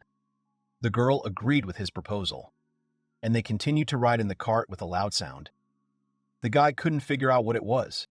The driver of the cart turned to the true master, saying that they were in trouble, because they are surrounded by demons. Several eyes had already appeared in the bushes, ready to attack. Fei Fei said that these were black wolves, realizing that it looked like they had entered their territory. Shaw didn't know what to do, and the girl said they would distract them. The wolves began to come out of the bushes and bare their mouths. The elf turned to the show, saying that they could climb a tree. The guy used weight saving, and he grabbed a tree branch. Then he climbed on top of her. The wolves started trying to climb the tree. Shaw said there were too many of them. The girl was upset that she did not have a bow with her because it was being repaired. The guy got nervous, thinking that they were stuck. Fei reminded him about magic. She has fire magic, but she doesn't want to use it. The skins of black wolves are sold for a lot of money, so it is irrational to burn them. Shaw said that's not what he's talking about. After all, lightning magic will burn several skins, but those around them will tip over from the impact. The girl enthusiastically said that it was good. Shaw didn't understand, because if lightning struck this tree, it would be a disaster. So he had to come up with something, and finally, he had an idea. Namely, the blessing of the spirits will protect their surroundings. His lightning magic lowers atmospheric pressure, evaporates water, and creates thunderclouds. The girl liked it, and the guy used a weather simulation. There is no water source here, but there should be surprisingly large reserves of moisture in the forest. The sky filled with clouds and lightning began to appear there. And after a while, lightning struck hard in their direction. The guys jumped down and started running away from the tree. All the wolves were already lying motionless, and Faye liked it. The man in the carriage was sitting and waiting for 2 passengers. The girl turned to the merchant and wanted to know how much he would give her for them. The merchant wanted to make sure that they were sure, because they deserved it. The girl said she had enough money. Shaw said that if you think about it that way, he always wanted to try the black wolf. The girl said that this was it, referring to the show, that boulder blocking the road to her village. He saw this boulder and thought it was impossible, but he didn't understand what it was and how it happened. The boulder was so huge that the people next to it were like bugs, and people were happy that Fei was back. The girl immediately turned to the guys, saying that she had brought a true master. The residents cheered because they hoped they were safe now. He didn't understand how he was going to destroy it now. The village of the Dark Elves. There is a huge cliff on this continent stretching from east to west. The village of the Dark Elves is located at the end of the valley that was formed during the split. But, however, a huge stone about 30 meters high, which fell from the cliff, got stuck in the valley, and it prevents the passage of vans and other vehicles. The guy started using magic, and there was an explosion, which Shaw tried to hide from, and when the smoke cleared, there was a black hole in the place of his magic. The magic of air compression only scorched the surface, and of course, in the old world, it would have been like dynamite exploding. He needs a higher heat index. The air temperature rises when it is compressed, and molecules compressed in a small space move with force and release heat. What would happen, for example, if you compressed the air twice, there would be much more heat, and the force of the rupture increased. You would try to activate different types of magic at the same time, and it is difficult, but not impossible. But this is the first time he's tried to activate the same magic twice. Double activation of different types of magic. It's like holding a baseball bat in the palm of your hand with both hands. Double activation of the same magic. It's like putting a baseball bat on a baseball bat.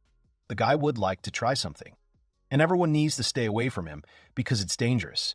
And now you need to concentrate. The center turns white. The temperature must be over 5,000 degrees if this is it. The guy tried his method on the stone, and the stone began to melt, and he decided to continue to screw deeper. Suddenly, the guy's eyes conveyed a strong surprise because a black liquid flowed out of the stone. The molten stone began to erupt. Shaw was scared because it was close, and all because he should have let his guard down for a second. And the reason he broke out must be because he drilled a straight hole, and thus increasing the pressure. Faye was afraid for his life. She started calling him, and it was good that Shaw was able to open his eyes.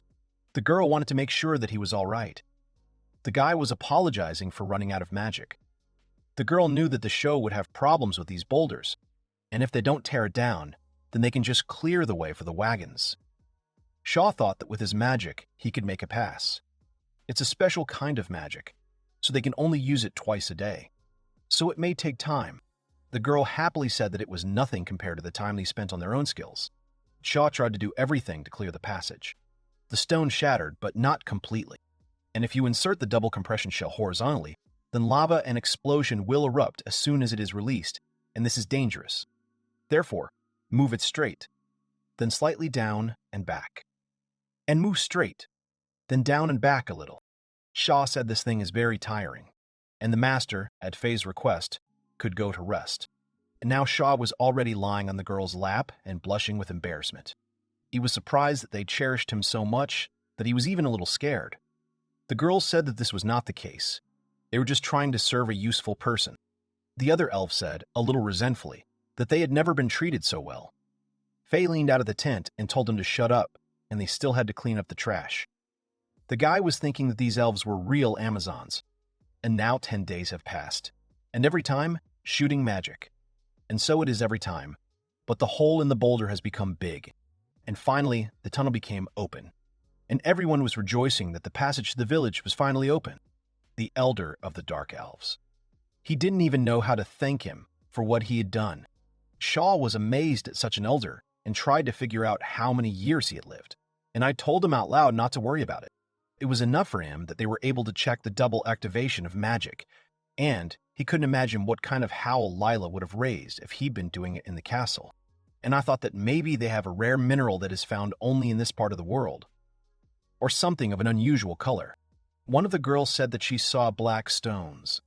The guy asked again because he thought it was obsidian. The girl didn't think it was obsidian because it was crumbly. Faye replied that she did not understand how such a fragile stone could be useful. Shaw would like to see him, and also where he is. He was told that it was on a rock wall at the entrance to the valley. The guy would like to be given a tour on the way back. The girls immediately agreed. Faye said that Shaw was their benefactor to their village, and she will hold it. A limestone hill appeared in front of them, and the girl said that the stones were here. The elf said that this layer is made of black stone, but it is very fragile and decomposes so easily that it is not suitable even for an arrowhead. Shaw realized that it was. In order to make sure, he started knocking. And having received a small piece of rock, he wanted to make sure that it was what he thought it was. The guy put the rock on a rock and tried to set it on fire. Faye was very surprised that this breed was burning. But the guy was happy that Ugolki exists in this world. And this is the true path of the Industrial Revolution. The elf was surprised that the stones were burning and thought it was magic. The guy replied that the fire was warmed up by magic. But this stone has burning properties. The fuel problem was solved in one fell swoop. And you can even make a steam engine. In any case, he will take the sample to Her Highness and report everything. And we can gather people to investigate. The girl regretted that they had to go so far, because it was already dark. The guy said they were staying somewhere today, but she wasn't going to come back at this hour. She said they stopped in a field. Shaw was shocked by this response. Fei replied that they always stay here and asked him not to worry because they are elves. The guy said that's not the point. He just didn't think there would be a place for him. The elf said that, of course, it was messy, but he could sleep at her place. She would cook for him. Morning came and Shaw was stretching, sitting on the couch. His back hurt. After the morning pull-ups, he turned his attention somewhere to the side. Fei was sleeping peacefully there, and so the guy decided to quietly leave the room. The queen was a little angry with him and wondered where he went, and she realized that he had gone to the village of the Dark Elves, and she's willing to bet that it's very cozy there. And, anyway, okay, she hoped there was good news. The guy happily agreed, and he put some coal stones on the table. Layla began to look at the stone in incomprehension and said that it was just a black stone. And now they were in Razil's workshop. The man thought they were trying to say that this stone could be used as fuel. The queen realized that this was not a magic stone. The guy confirmed and added that it was not a magic stone and there was no mana in it. Shaw asked to watch and started pouring coal into a special device, and then arson. Leela thought it was amazing. And Razil said that this thing has amazing firepower and it will help to cope with the lack of fuel. Shaw said it would be suitable for home fuel. They will steam and furnace the stones to remove impurities and turn them into a fuel called coke. Then, they will be able to process more iron than ever before. But there was one problem. This is smoke pollution. After all, when coal is burned, smoke and soot spread over the city and pose a threat to public health. During the Industrial Revolution, the smoke from coal fuel killed many people. The more prosperous the country becomes, the more serious this problem will become. Leela thought he was thinking about what to do about it. The guy replied that naturally he was thinking about it.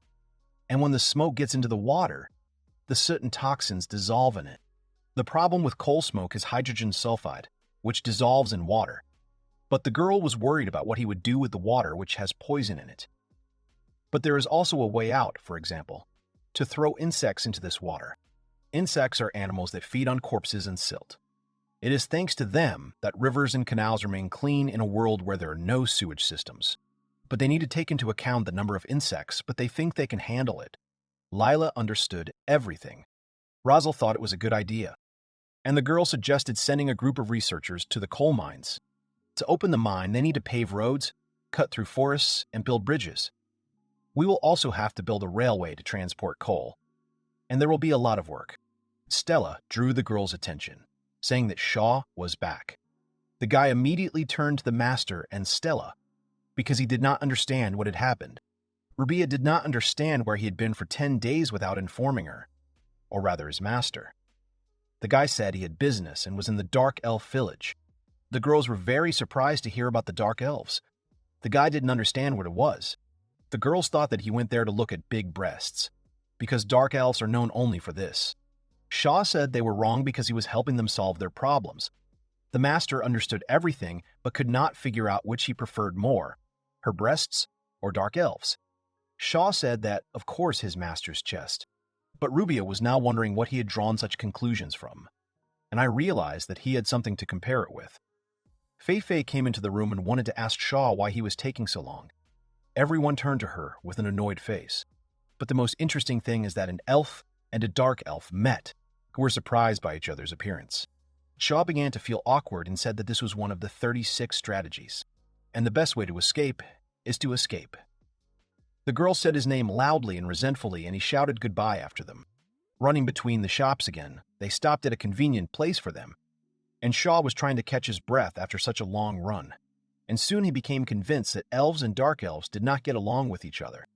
Fei explained that the dark elves have one legend. Elves and dark elves originally had common ancestors and lived in the elven world, but they didn't get along with each other, and their world was destroyed as a result of the conflict.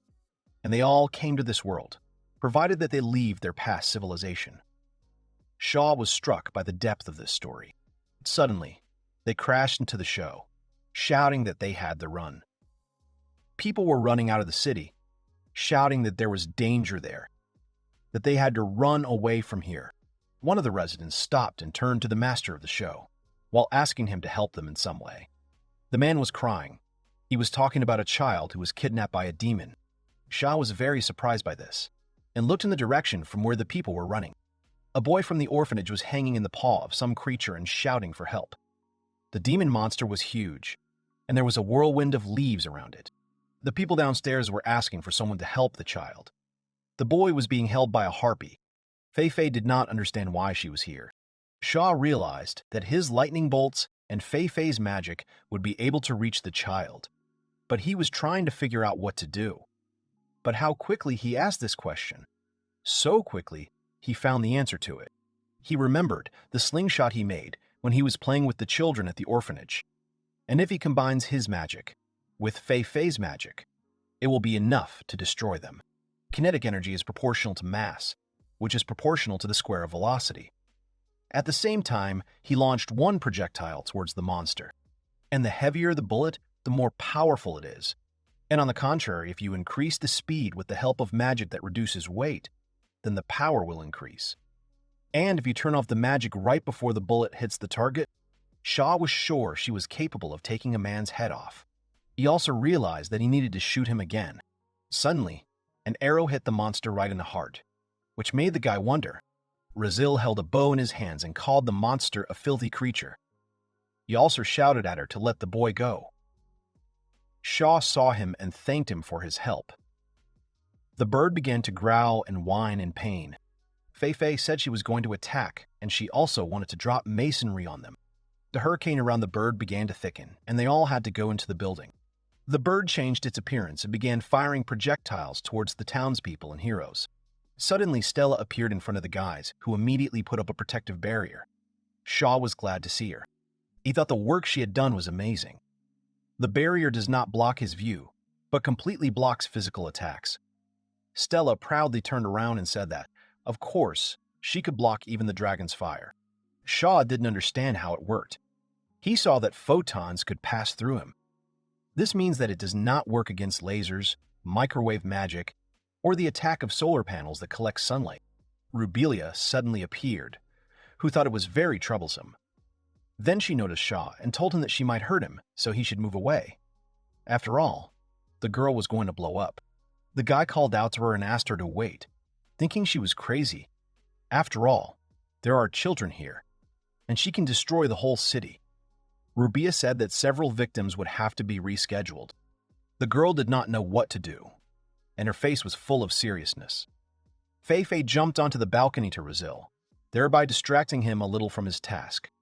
She asked him to take his bow and just took it for herself. She pulled the bowstring and launched an arrow with all her might straight at the monster. The giant held the boy in his paw and started growling at the whole city again. And his hand let go of the boy, and he rapidly began to fall down. Fei screamed for Shaw to pay attention. He immediately looked up and saw the boy falling. At the same moment, he ran towards the little boy, who was already approaching the ground.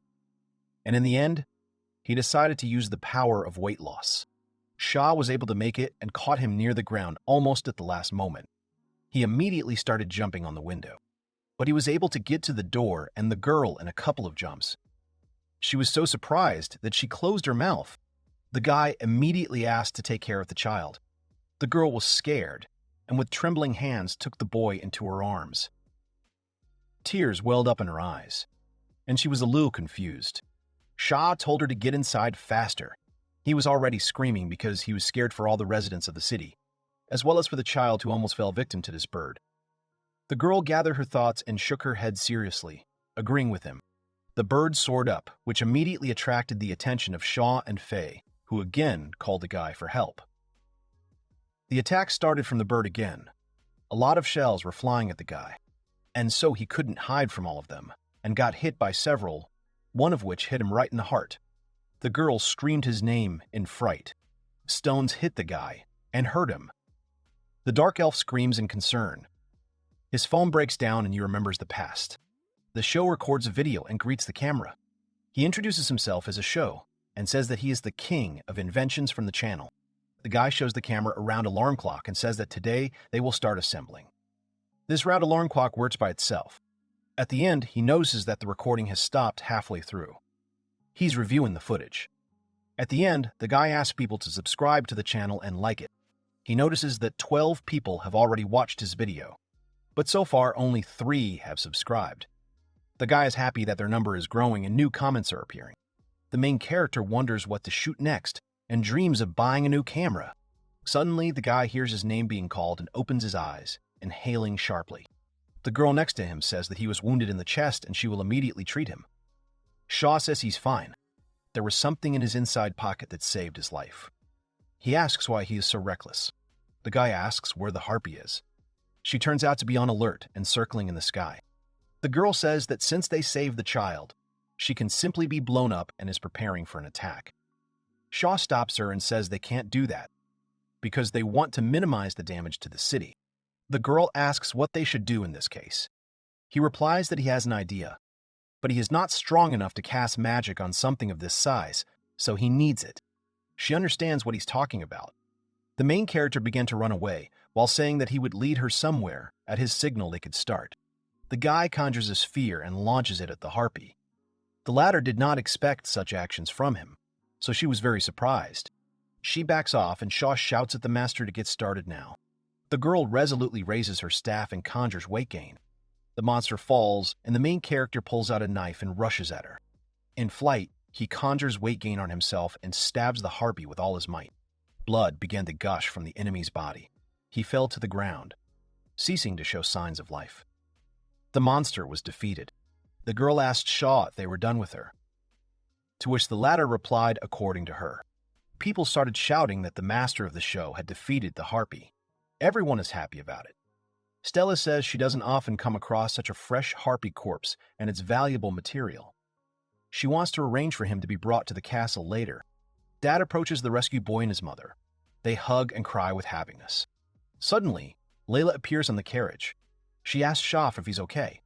He is surprised that she is here. The girl says she heard a noise and came running. She notices that he is covered in wounds and asks if he killed the demon. The main character says that he did not do it alone and his friends helped him.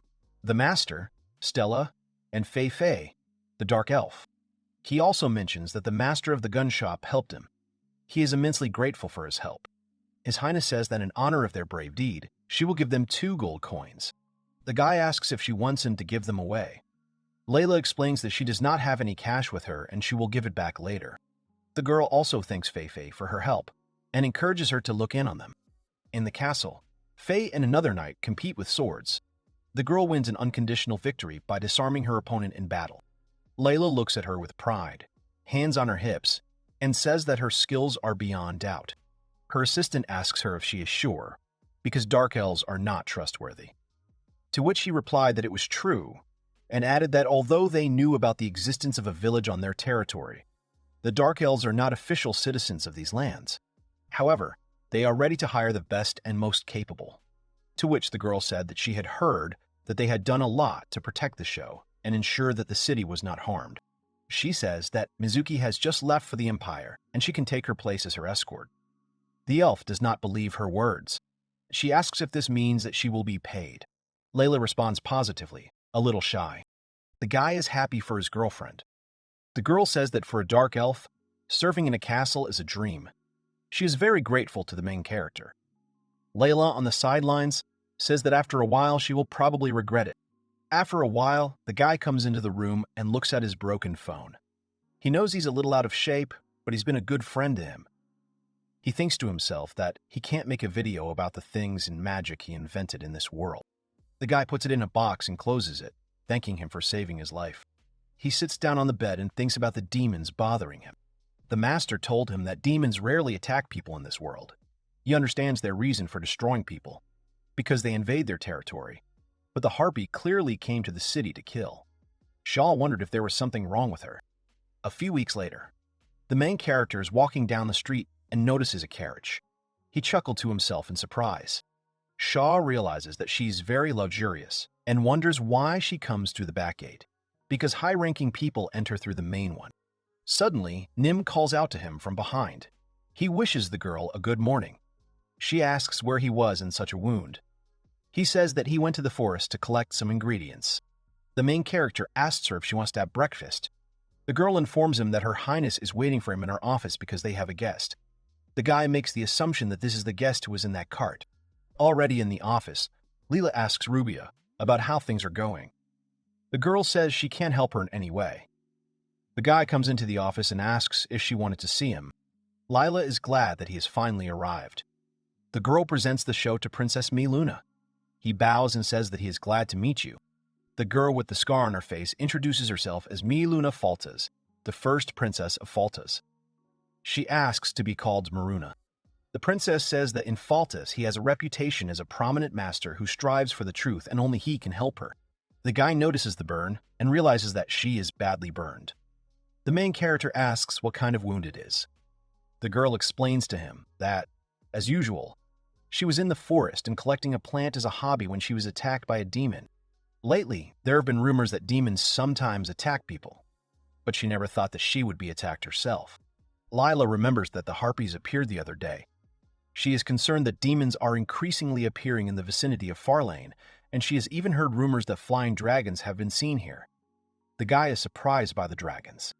The girl turns to Shaw and asks if he can do something about Maluna's wounds. He says that if his master could not, then he is powerless. The main character remembers that in his world burns can be treated by skin grafting or by recreating skin from its fragments.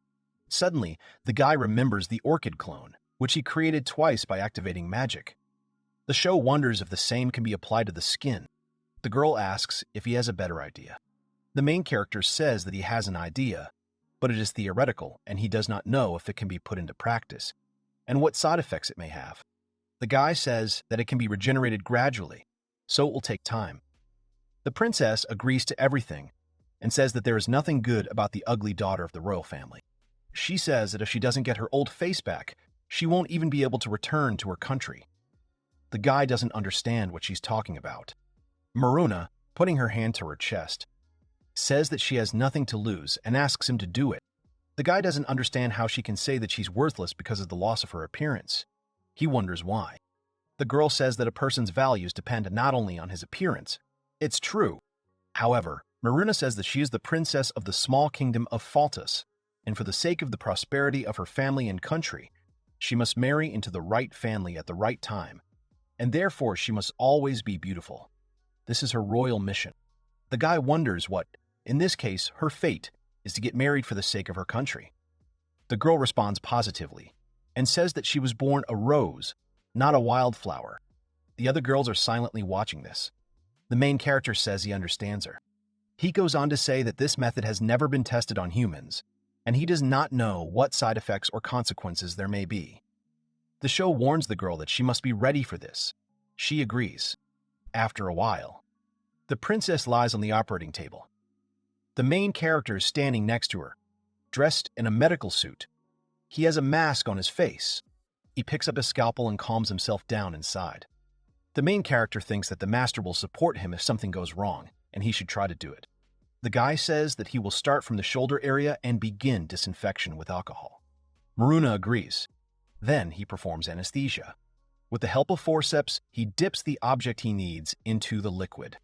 He says it's a drug that temporarily anesthetizes the affected area, so she doesn't feel pain. He uses spider venom for anesthesia. When he was making chocolate, he also pulled out the poison, and it works quite well as a local anesthetic. The guy warns her that soon she will become so cold that she will not even be able to feel him. Maruna says she is really getting cold. Ruby Eye is surprised that he even came up with such a thing. He says he can't use paralysis magic. Thus, even an ordinary doctor who does not know how to use magic can use it. He asks the patient if she feels ill and if she feels anything. She answers in the negative. The main character makes an incision and is going to roll up the cut dermis. At the same time, he uses spells to accelerate growth and reaction. The growth acceleration spell stimulates the growth of normal dermis. The simultaneous application of growth acceleration magic stimulates the proliferation of cells involved in growth. The skin cells grow many times faster than usual, and the new skin slowly grows and tightens the wound. In half an hour, it can regenerate about 3 centimeters of area. With his magic, he can regenerate 5 to 6 centimeters a day. He says she's all that today. The guy shows the girl a mirror and says that it only partially healed early, but it heals well. The girl says she has never seen such a beautiful mirror and smiles. The main character apologizes to her and says that he would like her to look at what he did and not at the mirror. The princess looks at the regeneration and says it's a wonderful recovery. After a while, Layla snacks on pancakes with Mont Blanc-style cream with boiled beans. The main character is surprised that they are cousins. She explains to him that her late mother and Queen Faltas are sisters. The girl also says that they only managed to see each other once a year, but they often played at the royal villa of the Fartises on the lake. Maruna says she misses those days. The guy looks at them in disbelief. The princess says that this place is like another world anyway. She notices delicious pastries that she has never seen before. A bright room with beautiful crystal-like glass. She tells Layla that yes, she must be resting since she has such a good master. She's making the assumption that she's jealous. The girl turns to Shaw and says that she will pay him twice or even 3 times more if he agrees to work for her. Layla gets angry and asks her how she can say such a thing in front of her alive. The main character laughs and apologizes because he has to reject her offer because he swore to Her Highness that he would develop this country. He can't leave. The girl is surprised by the oath of a true master and compares him to a knight. She had never seen anyone like him, because most true masters go to more worthy employers. He says it's not a matter of money. On the other hand, he has money for research, but for now he has enough for food. That's the main thing. Layla tells the girl that the show gives the earned money to an orphanage. Maruna is surprised by this. The main character says that this is all for the benefit of Farlane, because children are a national treasure. The girl thinks he's a strange man, but the princess says it makes sense. Maruna notes that it is unfair that a child with talent is deprived of the opportunity to realize himself only because of who he was born. She believes that investing in children who will one day become the backbone of their country will make them better in the future. The main character wonders if it is possible that the princess has the gift of a true master. Layla is surprised that he didn't understand it right away. The girl says that she studied with a master. Shah wants to answer her, but suddenly Stella comes into the room and says that she feels something sweet. Maruna greets her and says it's been a long time. She is surprised by the girl. Stella is amazed by her appearance and asks what kind of scar it is, and also calls it vile. Thus, the main character realizes that Stella was the master of the princess. They treated her for 3 days and the process was good. But on the 4th day, Princess Maluna started having a high fever. The medicine consisted in regenerating the skin by forcibly accelerating the body's natural healing powers. This requires a commensurate expenditure of energy, and the main character realizes that she needs rest. Suddenly, in the middle of the night, the show is called. Layla asks him to come over and tell them the story again. The main character asks where he left off. The girl reminds him that he stopped at the place where the heroes will mourn their unfulfilled love. The main character asks the girl how she feels. She replies that she feels much better today. The guy realizes that, slowly but surely, the scars from Princess Meluna's burns are healing. The main character stands and calmly waters the plant standing right in front of him. Suddenly, a princess comes up to him and says that this is a rare plant. She asks if she can see him. The guy does not refuse her. Shaw says the treatment is coming to an end. Maruna agrees with him and says she doesn't know how to thank him. To this, the main character says that the main thing is that she is fine. The girl blushes and clings to him. He drops the watering can and tells her that she shouldn't do it. She apologizes to him and says that she has never experienced such feelings. The main character reminds her that when she heals her face, she will begin to perform her duties. The girl agrees with him, but not completely. Shaw stews and says that she most likely mistook the excitement in her heart caused by the healing of the burn scars for feelings for him. The girl does not agree with him and says that he is a wonderful person. Princess Maruna says she is not suitable for him. That's right. She asks if their fates would have been different if he had met her before he met Layla. He replied in the negative and said that he was indebted not only to Her Highness, but also to the master, Stella, and everyone who works in the castle. The girl asks him again, not understanding what he is talking about. The main character says that he meant Miss Rubia. He explains to her that when he was in the forest, when he arrived here, she was the one who saved him and made him a real master. He also mentions that if it wasn't for that, he would never have met her. The girl is upset. She laughs sadly and says that she would like to be born a wildflower, not a rose. The princess turned to leave. Finally, she said that her father and mother would come for her next week. The main character is surprised that His Majesty the King and Queen will come here personally. She says she texted them that her burn scars are healing well. The King and Queen would like to pay a visit to Her Highness and him. The main character smiles and says that in this case, he should show them her beautiful face. The girl turns to him and, smiling with tears in her eyes, agrees. Next week, Maruna's face is already intact. King Faltus and Queen Eliza exclaim in surprise. The man calls it a miracle, but the woman says she can't believe it. The princess herself tells them that it was Shaw who healed her face. The king shakes his hand and tells him that he has performed a real miracle. The guy is surprised and confused. He says that this is not a miracle, but a healing based entirely on reason and magic, as well as the result of the efforts of the princess who withstood the harsh treatment. The king wants to thank him for saving his princess from irreparable harm. The main character says that the masters themselves bow before the king. The man answers in the negative.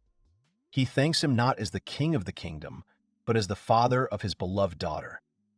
Faltus bows his head in front of him and thanks him. After a while, the main character shows the queen and the princess his workshop. He says they can look around as they please until His Majesty's meeting with the queen is over. A woman turns to Shaw and asks if it could be that the magic that healed her daughter is working on others. She points at her face and says that she has recently developed wrinkles in the corner of her eyes. The main character says that these are wrinkles and suggests that since he undertook to remove the sagging under her chin. The woman is surprised that he can do this. He tells her that compared to treating the princess's burn scars, it's not that difficult. Shaw asks her if she wants to try it. The woman is happy and responds positively. King Faltus and Layla end the meeting. The man says that they spent a short but fruitful time together. The girl makes the assumption that they are busy since they have already decided to leave. Faltus turns to his wife and says it's time for them to get ready to leave. Suddenly, he notices his wife's appearance. He asks Eliza what happened to her face. The woman laughs and is glad that he noticed. She says she also decided to use the magic of a local craftsman. The man is very surprised and asks if this is the elixir of youth. The main character explains to him that she is still of the same age. He just stretched the wrinkles on her face a little, and after a while they will return to normal. He doesn't understand how this could happen. The king says his magic is sure to be popular with women. Sometime later, rumors of a magical cure quickly spread among the royals and nobles of the continent. When the princess regained her beautiful skin and the queen became young again, applications from the ladies-in-waiting of the royal families poured in.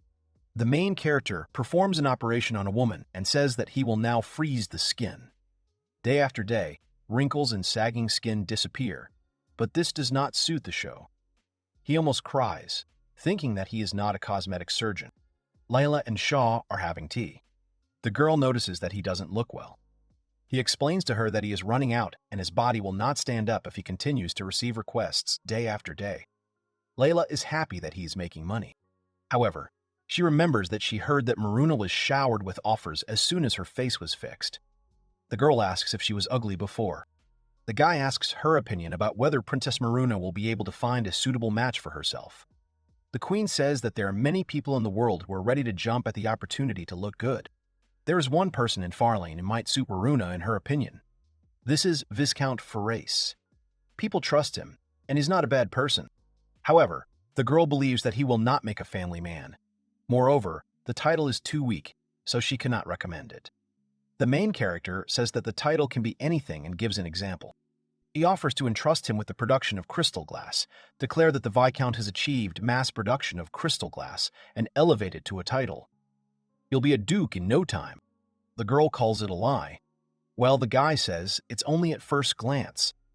He believes that Princess Maruna has learned from a real master, and she is the person who can be trusted to make glass. The queen says that Princess Maruna was in love with him and calls Shaw a very bad person. The main character does not understand what she is talking about. Her Highness then sent a letter to Faltis in which she introduced the Viscount. She said that large-scale industrial development was underway on the Viscount's lands and that a promising future awaited them. Princess Maruna immediately fell in love with him, and they are happily engaged. The main character briefly went to the Viscount's estate to teach them the recipe for making glass. If he runs a glass factory, then all other projects will fail. However, if he wanted to protect the people of Farlane, he had to do it. It has been a long time since the main character visited his mentor's house in the forest. Rubia worriedly says that he walked all this way and asks what he is up to. The guy says he remembered about the harpy the other day. He thought about it when he heard that she was attacked by a demon. Shaw says that in case of unforeseen circumstances, Farlane should be able to defend himself rather than rely on magic. That's why he wants to make a fire potion. In other words, it's gunpowder. The girl exclaims in surprise. She asks if he means it as a weapon. The show responds positively. As a true master, he is sure that she can imagine what would happen if the weapon became powerful enough. Rubia thinks about it at first, but then agrees, but makes it clear to him that she is not going to interfere with what he is doing. The girl says that if Shaw tries to use him for evil, then she will do everything in her power, as his master, to stop him. The guy smiles and says that he is glad that she is his master. He says that in that case, he can get to work. Since it is dangerous, the main character asks her to be there. He immediately starts making gunpowder. The main character is going to make gunpowder from saltpeter. The raw materials for this are humus from the forest and manure from the owner's house. In other words, it's his master's waste and a bit of his. He combines manure with humus and mixes it with the help of magic that accelerates fermentation. It starts to smell bad. The main character covers his nose from the smell and manages to ask himself why he mixes it all up if he is in another world. Shaw reassures himself that this is for the good of the country. It smells bad, but the smell has been familiar to him since childhood. His parents live in a rural area where sewage collectors drive around the district every now and then. On the way, he throws crushed pills at him. Suddenly, Rubia arrives. The girl holds her nose and asks what the smell is. The main character says that he advised her to stay at home and that it is dangerous and she should hold her nose. The girl screams that she does not understand what he is talking about. She believes that the master cannot help but see the moment when the disciple masters the truth. The girl comes closer, but immediately turns away from the strong smell. Shaw says he warned her. The guy suggests she watch, but stay away.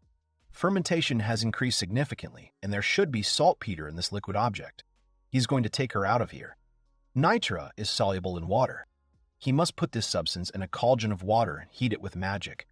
Perhaps it will be unpleasant for someone. After all the products are processed, you need to let the water in the boiler evaporate. Now the walls of the pot are covered with a thick layer of white needle-like crystals. These are the nitra crystals. There are quite a lot of impurities in the mixture, but they will be able to increase the frequency by repeated recrystallization. Rubiya asks if it's a fire potion. Shaw responds negatively and says it's only one of the ingredients. He will return to the workshop tomorrow and take care of the rest. He wants to make black powder. But besides gunpowder, he needs charcoal and sulfur. The girl says something that he made it out of something that stinks so much is amazing. The main character explains to her that it is made from a waste. The girl asks if it's from her waist. The girl asks if it's from her waist. The guy gets lost and doesn't know what to say to her. Rubiya is very angry at him, exclaiming loudly. In the workshop, Stella laughs at the fact that Shaw made a weapon out of Rubiya's excrement. The one next to her is angry at her and blushes. The girl says that in this case, it's not surprising that he smells so bad. The main character says that he took a bath and his clothes also seem to be clean. He wonders if his nose is stupid. The Stella casts a cleansing spell on him. The guy is surprised that she can deodorize and thinks it's convenient. She asks what he's going to do with these crystals. The guy explains to her that he will add saltpeter and charcoal to this saltpeter in mixing proportions of 7:2 and to 1. He said to grind them as small as possible and mix evenly.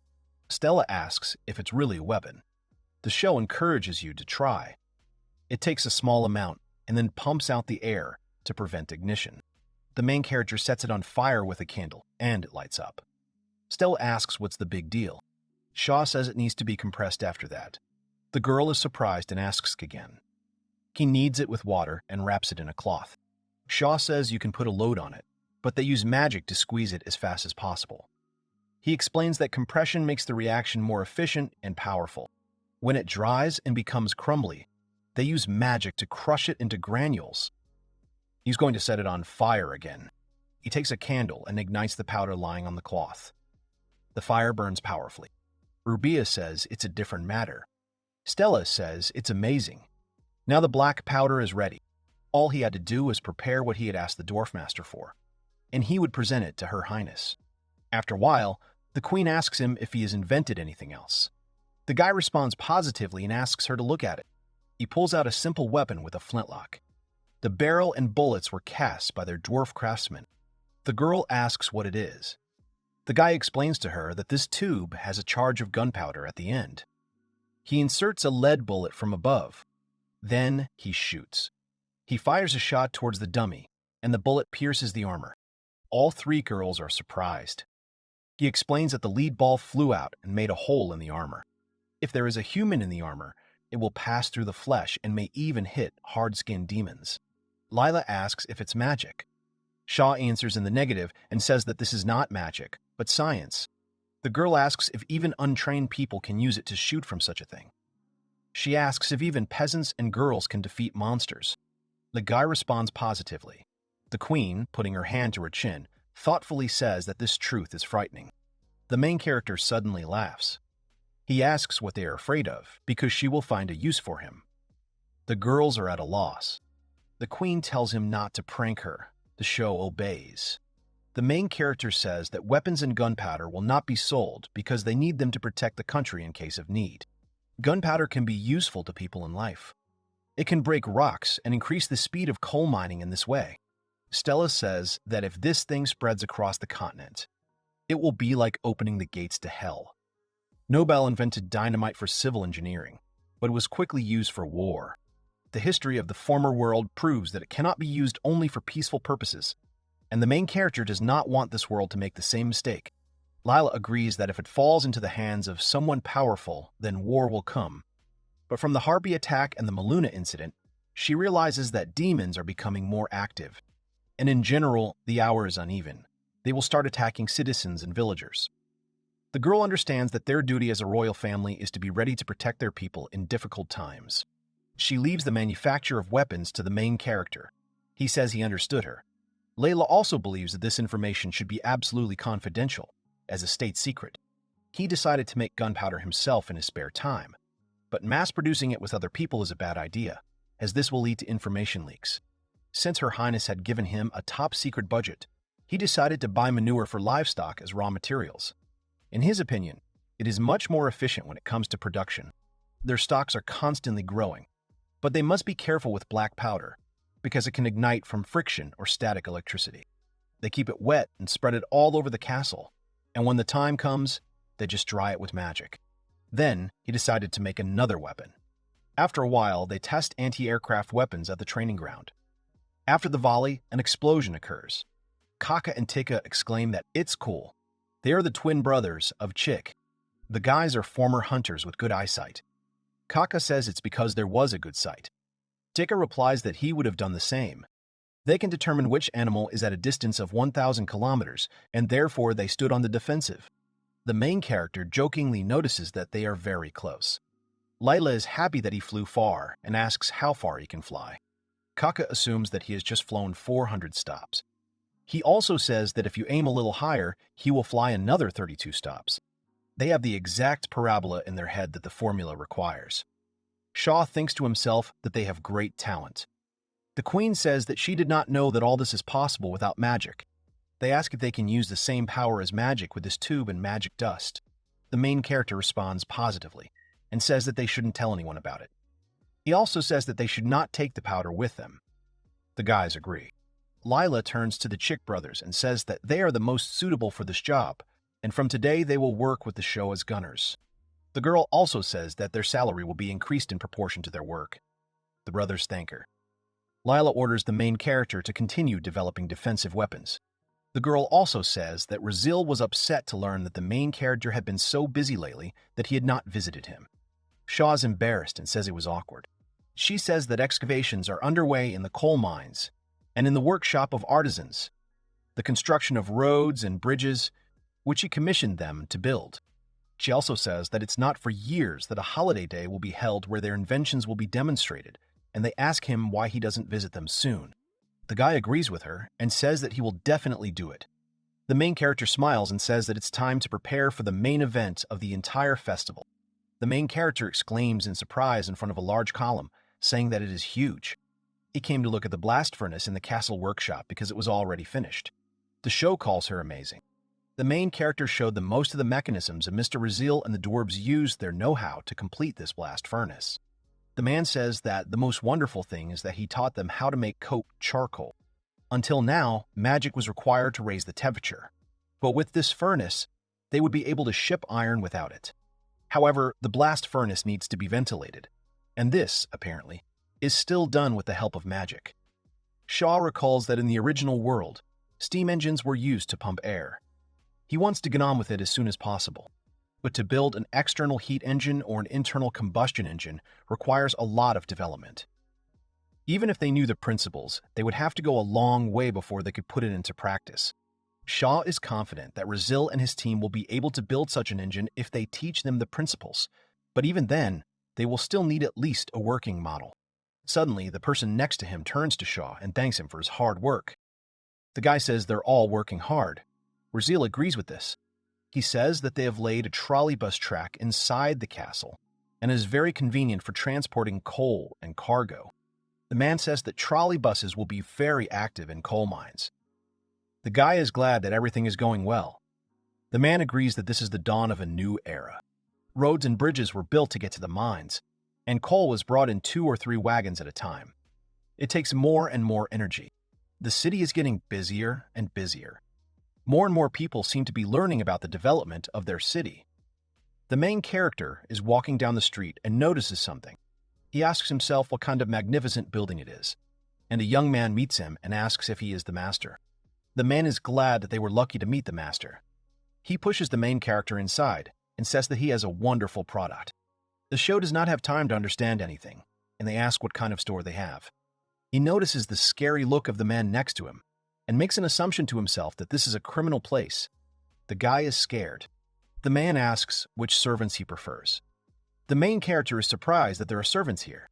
However, he remembers the level of civilization in his world and realizes that it is not surprising that there are servants here. The main character did not notice right away because they are not in the castle. Her Highness hires as many servants as she needs for the appropriate price. The man points to one of the servants and tells him that if he is looking for a warrior to guard, then he will suit him.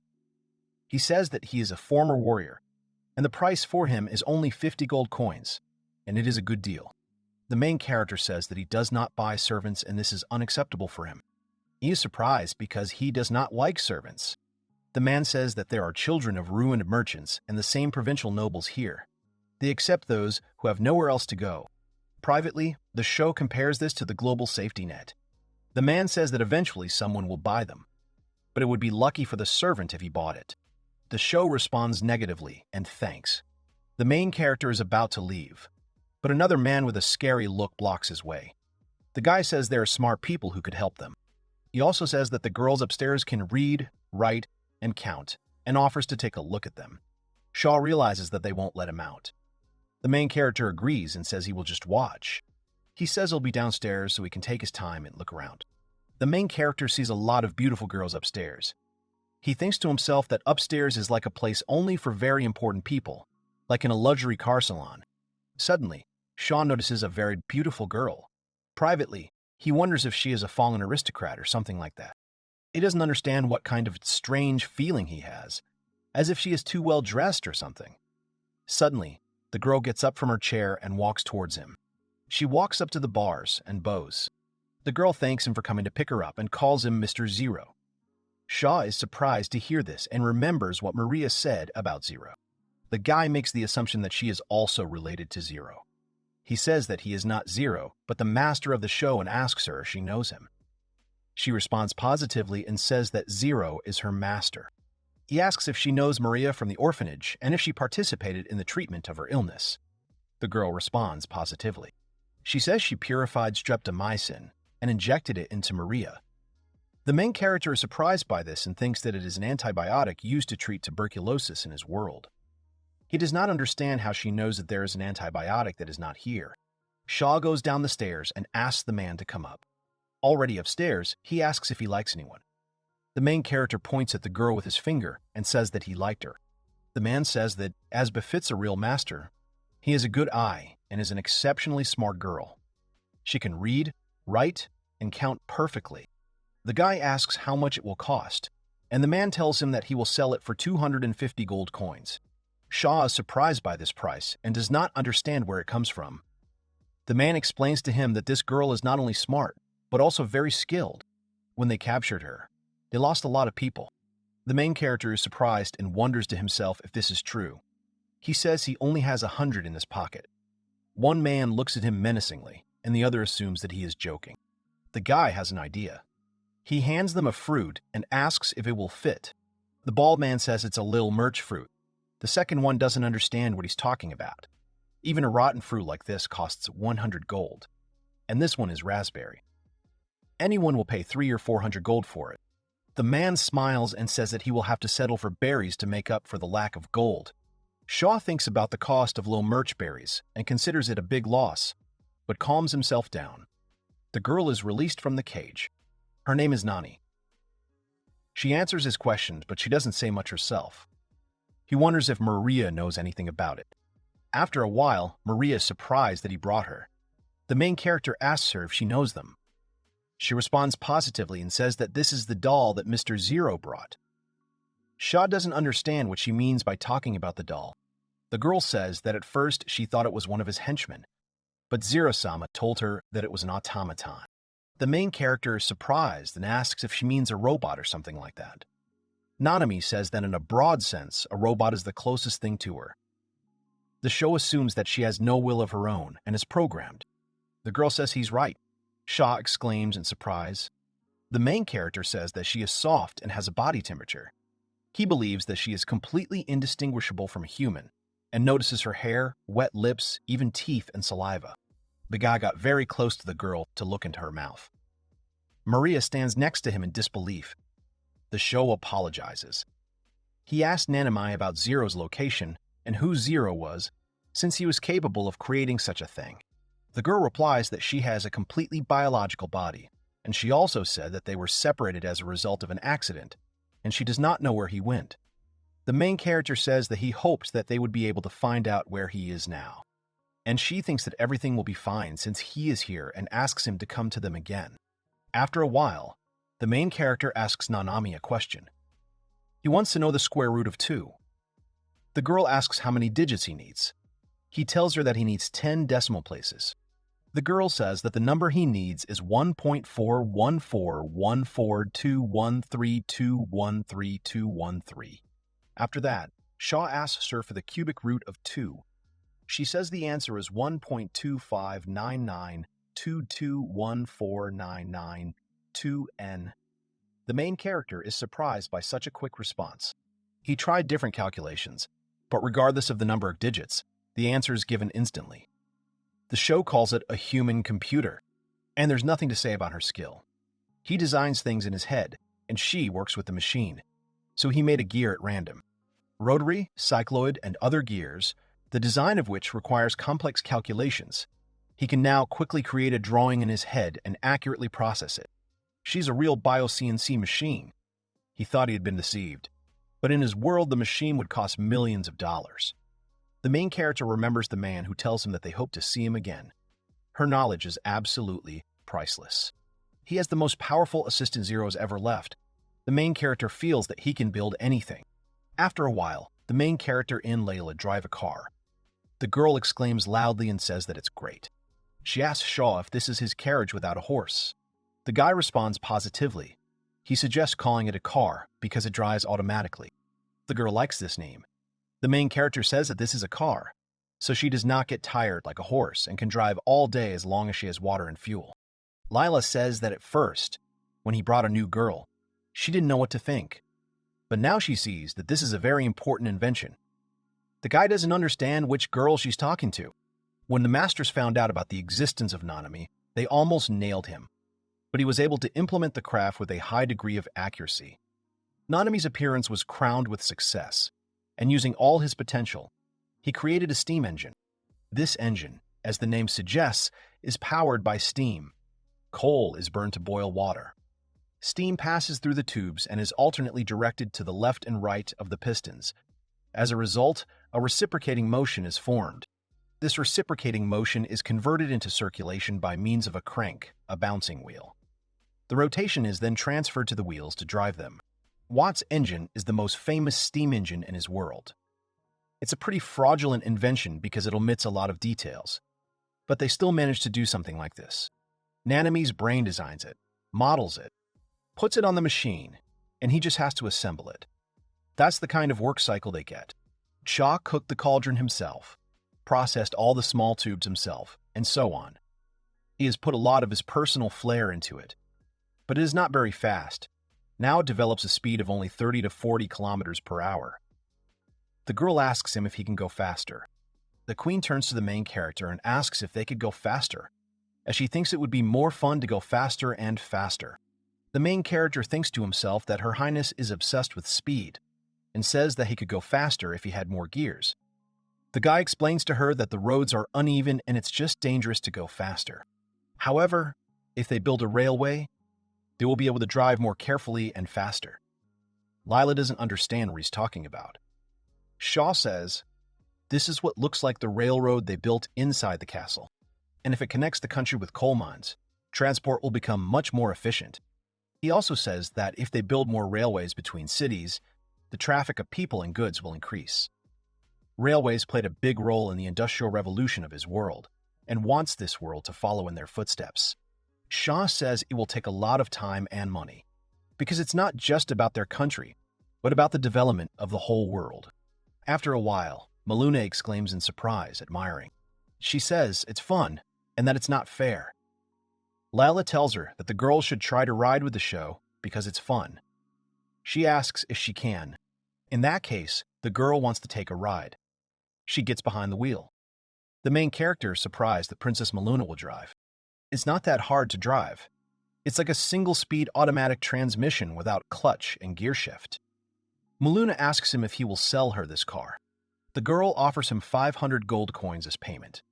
The main character is surprised that this is a lot and realizes that in his world it is 100 million yen. He asks if it's a little bit. The princess explains to him that this is not much because she wants to make and sell the same thing based on this. The girl calls it a natural investment. The main character understands that this is very clever. He feels a strong business spirit. Some details are difficult to reproduce, but he is sure that she is a very smart girl. It may take some time, but eventually they will reach mass production. He realizes that he will have to leave her car, later for sure. The mechanism of the steam engine made on the machine was shown to the craftsman. In the workshop, the craftsman also began to make a steam engine. The man calls it a clever design. At first, they began to develop a machine with a steam engine to pull coal trolleys. This would require 5 to 10 years of serious research. However, it took only 1.5 months to create a real moving car. The day of the festival has finally arrived. The day Farlane was supposed to present his invention. At the festival itself, the queen addresses the citizens and thanks them for being here.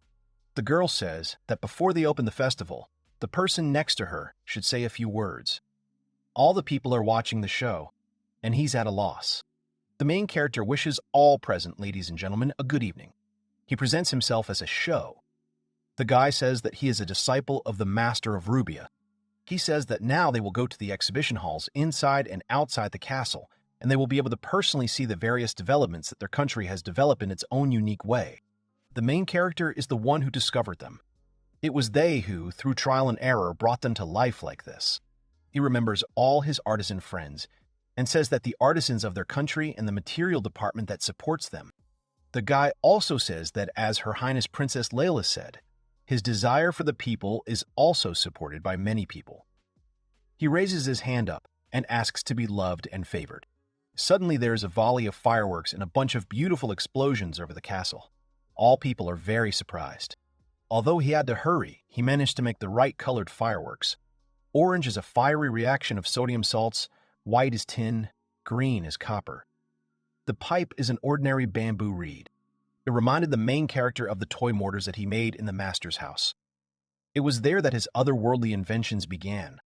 In the crowd, a man calls the fireworks a wonderful thing. Rubia watches the beautiful picture with fascination. Suddenly, Shaw comes up to her and calls her, calling her a master. The girl is surprised by him. The guy suggests that she go outside the city for a minute. People walk around the market. The guy hands the girl a spit with food and asks her to hold it. Rubia thanks him. The girl asks if he is sure that he should walk like this, because today he seems to be a star. The main character calms her down and says that everything is fine. The rest is business meetings, and he is confident that Her Highness will take care of it. Rubia smiles and says that her life has completely changed since he arrived. The girl remembers that she really wanted to live a quiet life in the forest. The guy is embarrassed and says that he is sorry that it happened. Rubia comforts him with a smile on her face and says that everything is fine. The girl explains to him that if she had stayed in the forest for so long, then nothing would have happened between them. She looks at him sheepishly and says she wouldn't feel that way. The guy blushes. He doesn't understand what she's talking about. The girl's face turns red too, and she says she owes him an apology. Rubia explains that if he is as strong as he is now, she should recommend him to the Imperial College for official recognition as a true master. In that case, he will be able to continue his journey. The girl asks him if he knows why she didn't do it. The main character, still blushing, makes an assumption to himself that maybe she wanted to be with him. He turns away and says that he is not interested in these formalities and he will not leave Farlane with or without her. The guy also says that he should apologize, explaining for keeping the secret a secret for a long time. Rubia wonders what exactly he was hiding. The main character is afraid, but still tells her that he came from another world. The girl opens her eyes in surprise. Suddenly, one of the townspeople points his finger at the sky and asks what is there. The other person next to him says it's too dark to see. Someone says it's a bird. The second person says it's too big for a bird. The man shouts that she is approaching. He can't believe his eyes and says it can't be. It turns out to be a dragon. The monster attacks the city, and all the people run away in fear and screaming. The main character is surprised by the appearance of a dragon. The dragon flies over the city, and the people below fall to the ground in fear. However, after a while, the dragon just flies away. The main character looks after him. No one understands what's going on. Someone in the crowd asks if he has flown away. A man asks what it was all about. Shaw turns to Rubia and asks if everything is okay with her. The girl responds positively. The main character suggests that she return to the castle. He is worried because he has heard that the number of demons is increasing, but he never thought that dragons could actually appear in the city. They have a business meeting at the castle right now. It is enough to tell only the queen not to raise a panic. The main character quietly informs Layla that the dragon has appeared in the city. The girl doesn't believe it and asks what he said. The next morning, Mizuki contacted him from the Empire. She sent a postbird with a letter on its paw. The queen reads the letter and says that last night the empire was attacked by dragons. She is horrified by the contents of the letter because the empire is all in flames from dragon fire. Shaw realizes that this is the dragon they saw yesterday. Layla says he flew west. The main character asks Her Highness what it means. The girl explains to him with horror on her face that this means that he is coming back here again. Everyone was very surprised. The queen ordered her assistant to evacuate Mizuki immediately. She obeys. Shaw thinks to himself that the empire and the city are about 400 kilometers apart. He asked about the speed at which dragons fly. Stella tells him that they fly about 50 to 60 leagues per hour. The guy repeats the words about 60 leagues per hour. 1 league is about 1.6 kilometers, which means 100 kilometers per hour. If you take into account the time spent on the letter from Mizuki, in the worst case, the dragon will fly to them in 2 hours. The main character asks Stella and Fei Fei if they have already fought with dragons. He made this assumption because they had lived long enough. Stella is surprised and answers in the negative. The girl also urges him not to talk about her age. Kid, make the assumption that they can block fire with spells. The girl reminds him that they are talking about legendary creatures. The elf says that in the old books it is said that dragons, devouring people, burns the peoples of the continents with their fiery breath. Shaw and Rubia are shocked by her words. The main character begins to feel like he has a headache. He's ready to cry. Layla says emphatically that something needs to be done. The guy offers to evacuate the townspeople to the forest. He addresses them. She responds. Shaw tells her to have all the beastmen run through the city and notify the townspeople. They should tell them to run into the forest in their clothes. The maid says she understands and runs away. The main character says that he will raise his defensive guns on the ramparts and bring them into readiness. He doesn't know if they will work against dragons, but they may be able to scare them away. Rubia says she will fight, and Stella says she has always dreamed of it, but she's not sure she can use magic on such a giant. Ruby assumes that she will be able to use it only one time. Shaw says that should be enough. He also turns to Layla and urges her to evacuate. The girl does not understand what he is talking about. She makes it clear that she will never leave her people.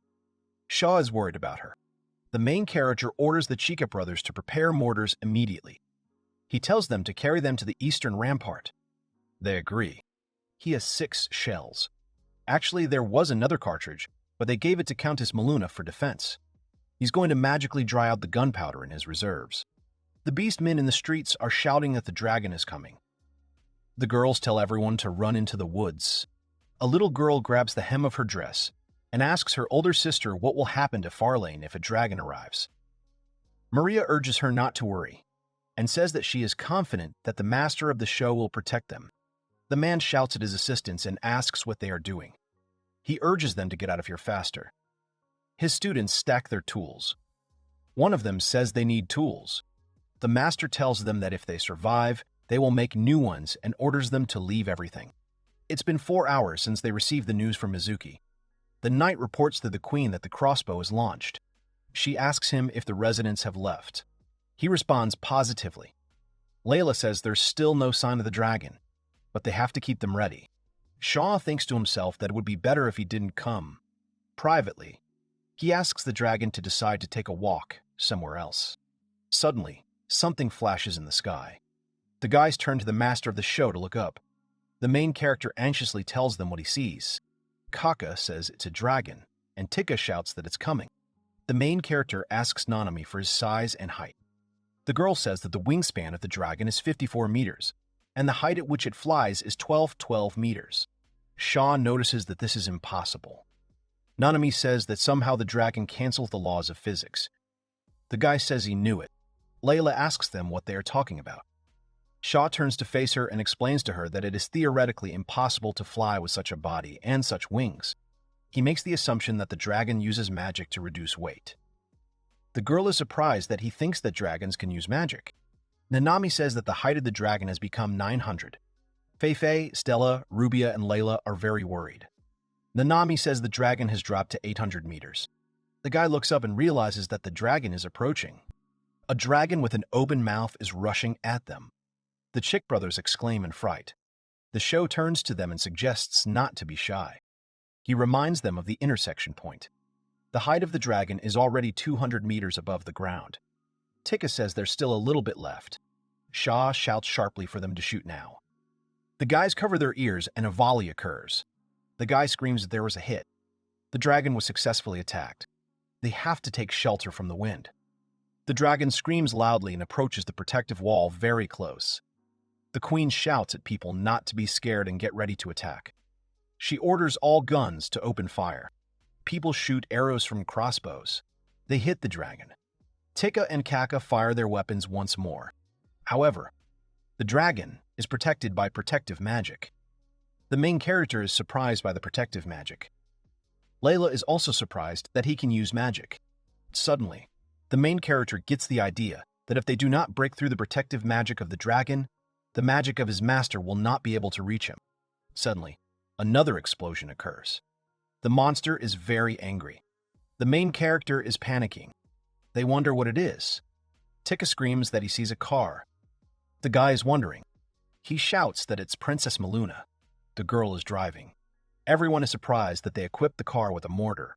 The show calls it absurd. Layla agrees with him and says that this is the whole Maluna. Shaw notices that the dragon's protective magic is fading.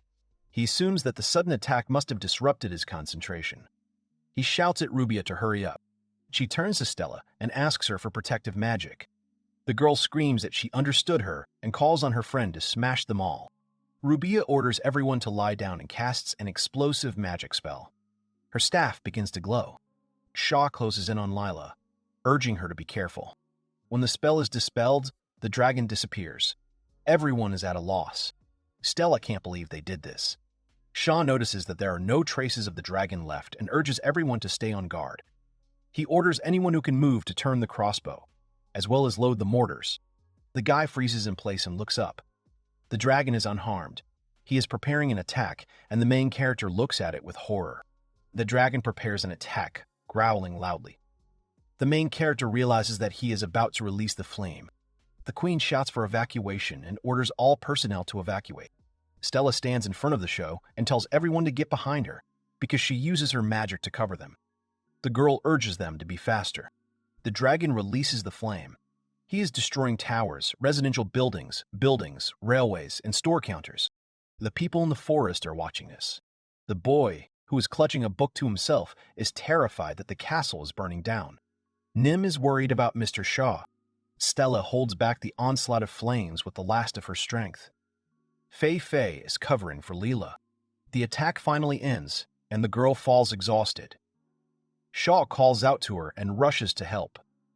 The castle and its surroundings are on fire. The main character is amazed by such power. He realizes that Stella has just used up all her magic power, and if the flames come again, they will be finished. They have to do something before he decides to attack again. The guy wonders how they can attack him. Even Rubius' mortars and magic reflected off his scales. The show understands that there is nothing they can do. The main character thinks that if he stops now and just starts thinking that they will come to an end. He thought that it was really so difficult to aim where there were no scales, after which he called out to Fei Fei and asked her to aim at his eye. The girl doesn't understand what he's talking about, but the guy says he has an idea. The dark elf says she understands him and jumps forward. She shoots a bow and hits exactly the target. The dragon is very angry. Lila asks him why he makes him angry, because if the flame appears again, they are finished. Shaw explains to her that this is the essence of his plan. He's about to launch his double activation magic into the dragon's open mouth. The main character turns to the Chika brothers and urges them to prepare a mortar. They obey. Shaw realizes that as soon as he does, the mortar will break. He should try his best. The main character casts a spell. He puts all his magic into it and squeezes the air twice. He pushes his spell into the weapon. The Chika brothers understand that the flame is coming. The main character shouts to give them the signal to attack. They're firing guns. The show compresses the air and an explosion occurs. All people are thrown back. The charred dragon falls with a big crash. The main character gets out of the wreckage and hopes that everything worked out for them. He looks down and asks if the dragon is dead. The guy shakes Her Highness by the shoulders to bring her back to consciousness and asks if she is all right. He asks her to come to her senses. Shaw informs her that they have killed a dragon. The girl asks if anyone is alive. She orders those who are alive to scream. People are shouting triumphant cheers. Rubia throws herself at the show. She cries and hugs him. The latter says he is glad that she is safe. He is also happy that Stella and Feifei are alive. Stella says they almost died because of his magic. The guy laughs and apologizes. The girl says that he is really a very bad and very dangerous student, and she forbids him to activate compression magic. The main character asks her again and asks about the reason for the ban.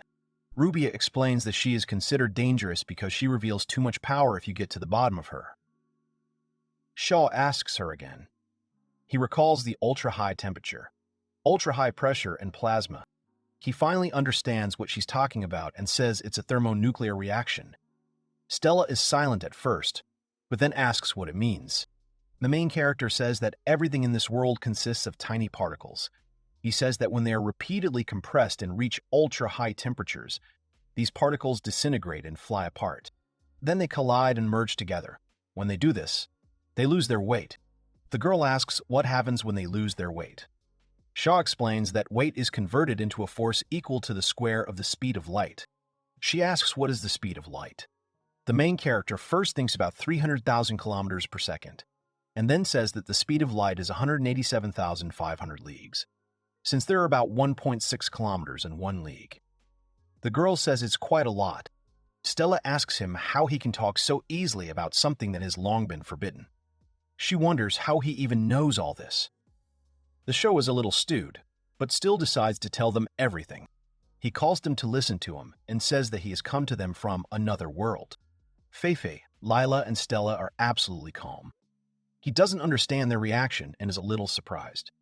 Stella says she knew it, and Layla says he said it a little late.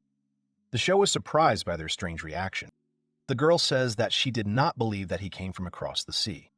She explains this by saying that she couldn't help but know someone like him. The guy is very surprised and says that it sounded more than plausible. He looks at Rubia and asks if she believed him. The girl says that she thought about something like this from the very beginning. The main character arrives in shock. The queen says it doesn't really matter where he came from. She says that the town and the castle are in complete disarray, and if Farling wants to regain his former appearance, they will need his help. Rubia asks Shaw if he will stay with them. The main character addresses Her Highness and his master. He's a little hesitant and doesn't know what to say. He does not understand what he would do if he had the opportunity to return to this world. Shaw wonders if he would want to come back. He would post the video again as before. However, he does not understand what would happen next. In the end, he answers his question in the negative. In that world, he had faceless subscribers, and in this world, he had friends. The main character would prefer to live among the inhabitants of Farlane, whom he sees every day. Shaw says with a smile on his face that he will continue his life as a master at Farlane Castle. All the girls are very happy about it and smiling. The question arises what they will do with the dragon. Layla says that of course they will take it apart and turn it into gold. Stella agrees with her, and they say that dragons are worth a lot of money. When they found their rotting corpses hundreds of years ago, they raised enough money to buy a small country, and here it is also fresh. The girl shows her approval with her hands. The girl says that if you believe the books, a huge gallbladder has healing properties, and if there are stones in it, then it will cost a fortune. The main character asks about meat. Stella doesn't understand what she's talking about. Shaw asks if they can eat dragon meat. The girl does not give an exact answer. Suddenly, Nanami says that dragon meat is edible. The show praises her and calls her a good boy. He's salivating and he's thinking that they're having dragon steak and hamburgers today. The guy enthusiastically runs towards the dragon. To himself, the main character wonders if it is possible to use dragon bones to make broth. Rubia is outraged by his behavior. Lila smiles and says that Shaw's curiosity knows no bounds, and that's why they love him. Stella says with a smile on her face that she envies him because he has flexible thinking and pure curiosity. He is a real master, according to the girl. A year later, Farlane is still in the process of recovering. Under the restored walls lie the remains of a dragon, which has become the new symbol of the city. All residents look forward to the development of the country after reconstruction. The show still has a lot of work to do. He's minding his own business when Layla comes up behind him. She says he's coming up with some weird theories again. Shaw explains that he is working on a theory that will allow them to talk to each other even if they are at a distance. He cites as an example that Layla will be able to happily chat with Princess Maluna while in the castle. The queen is very excited and asks if it is possible, and then when they will be able to do it. The guy says he doesn't know that. Stella and Rubia enter the room. His master says he's still working. The second girl shows a desire to have a snack.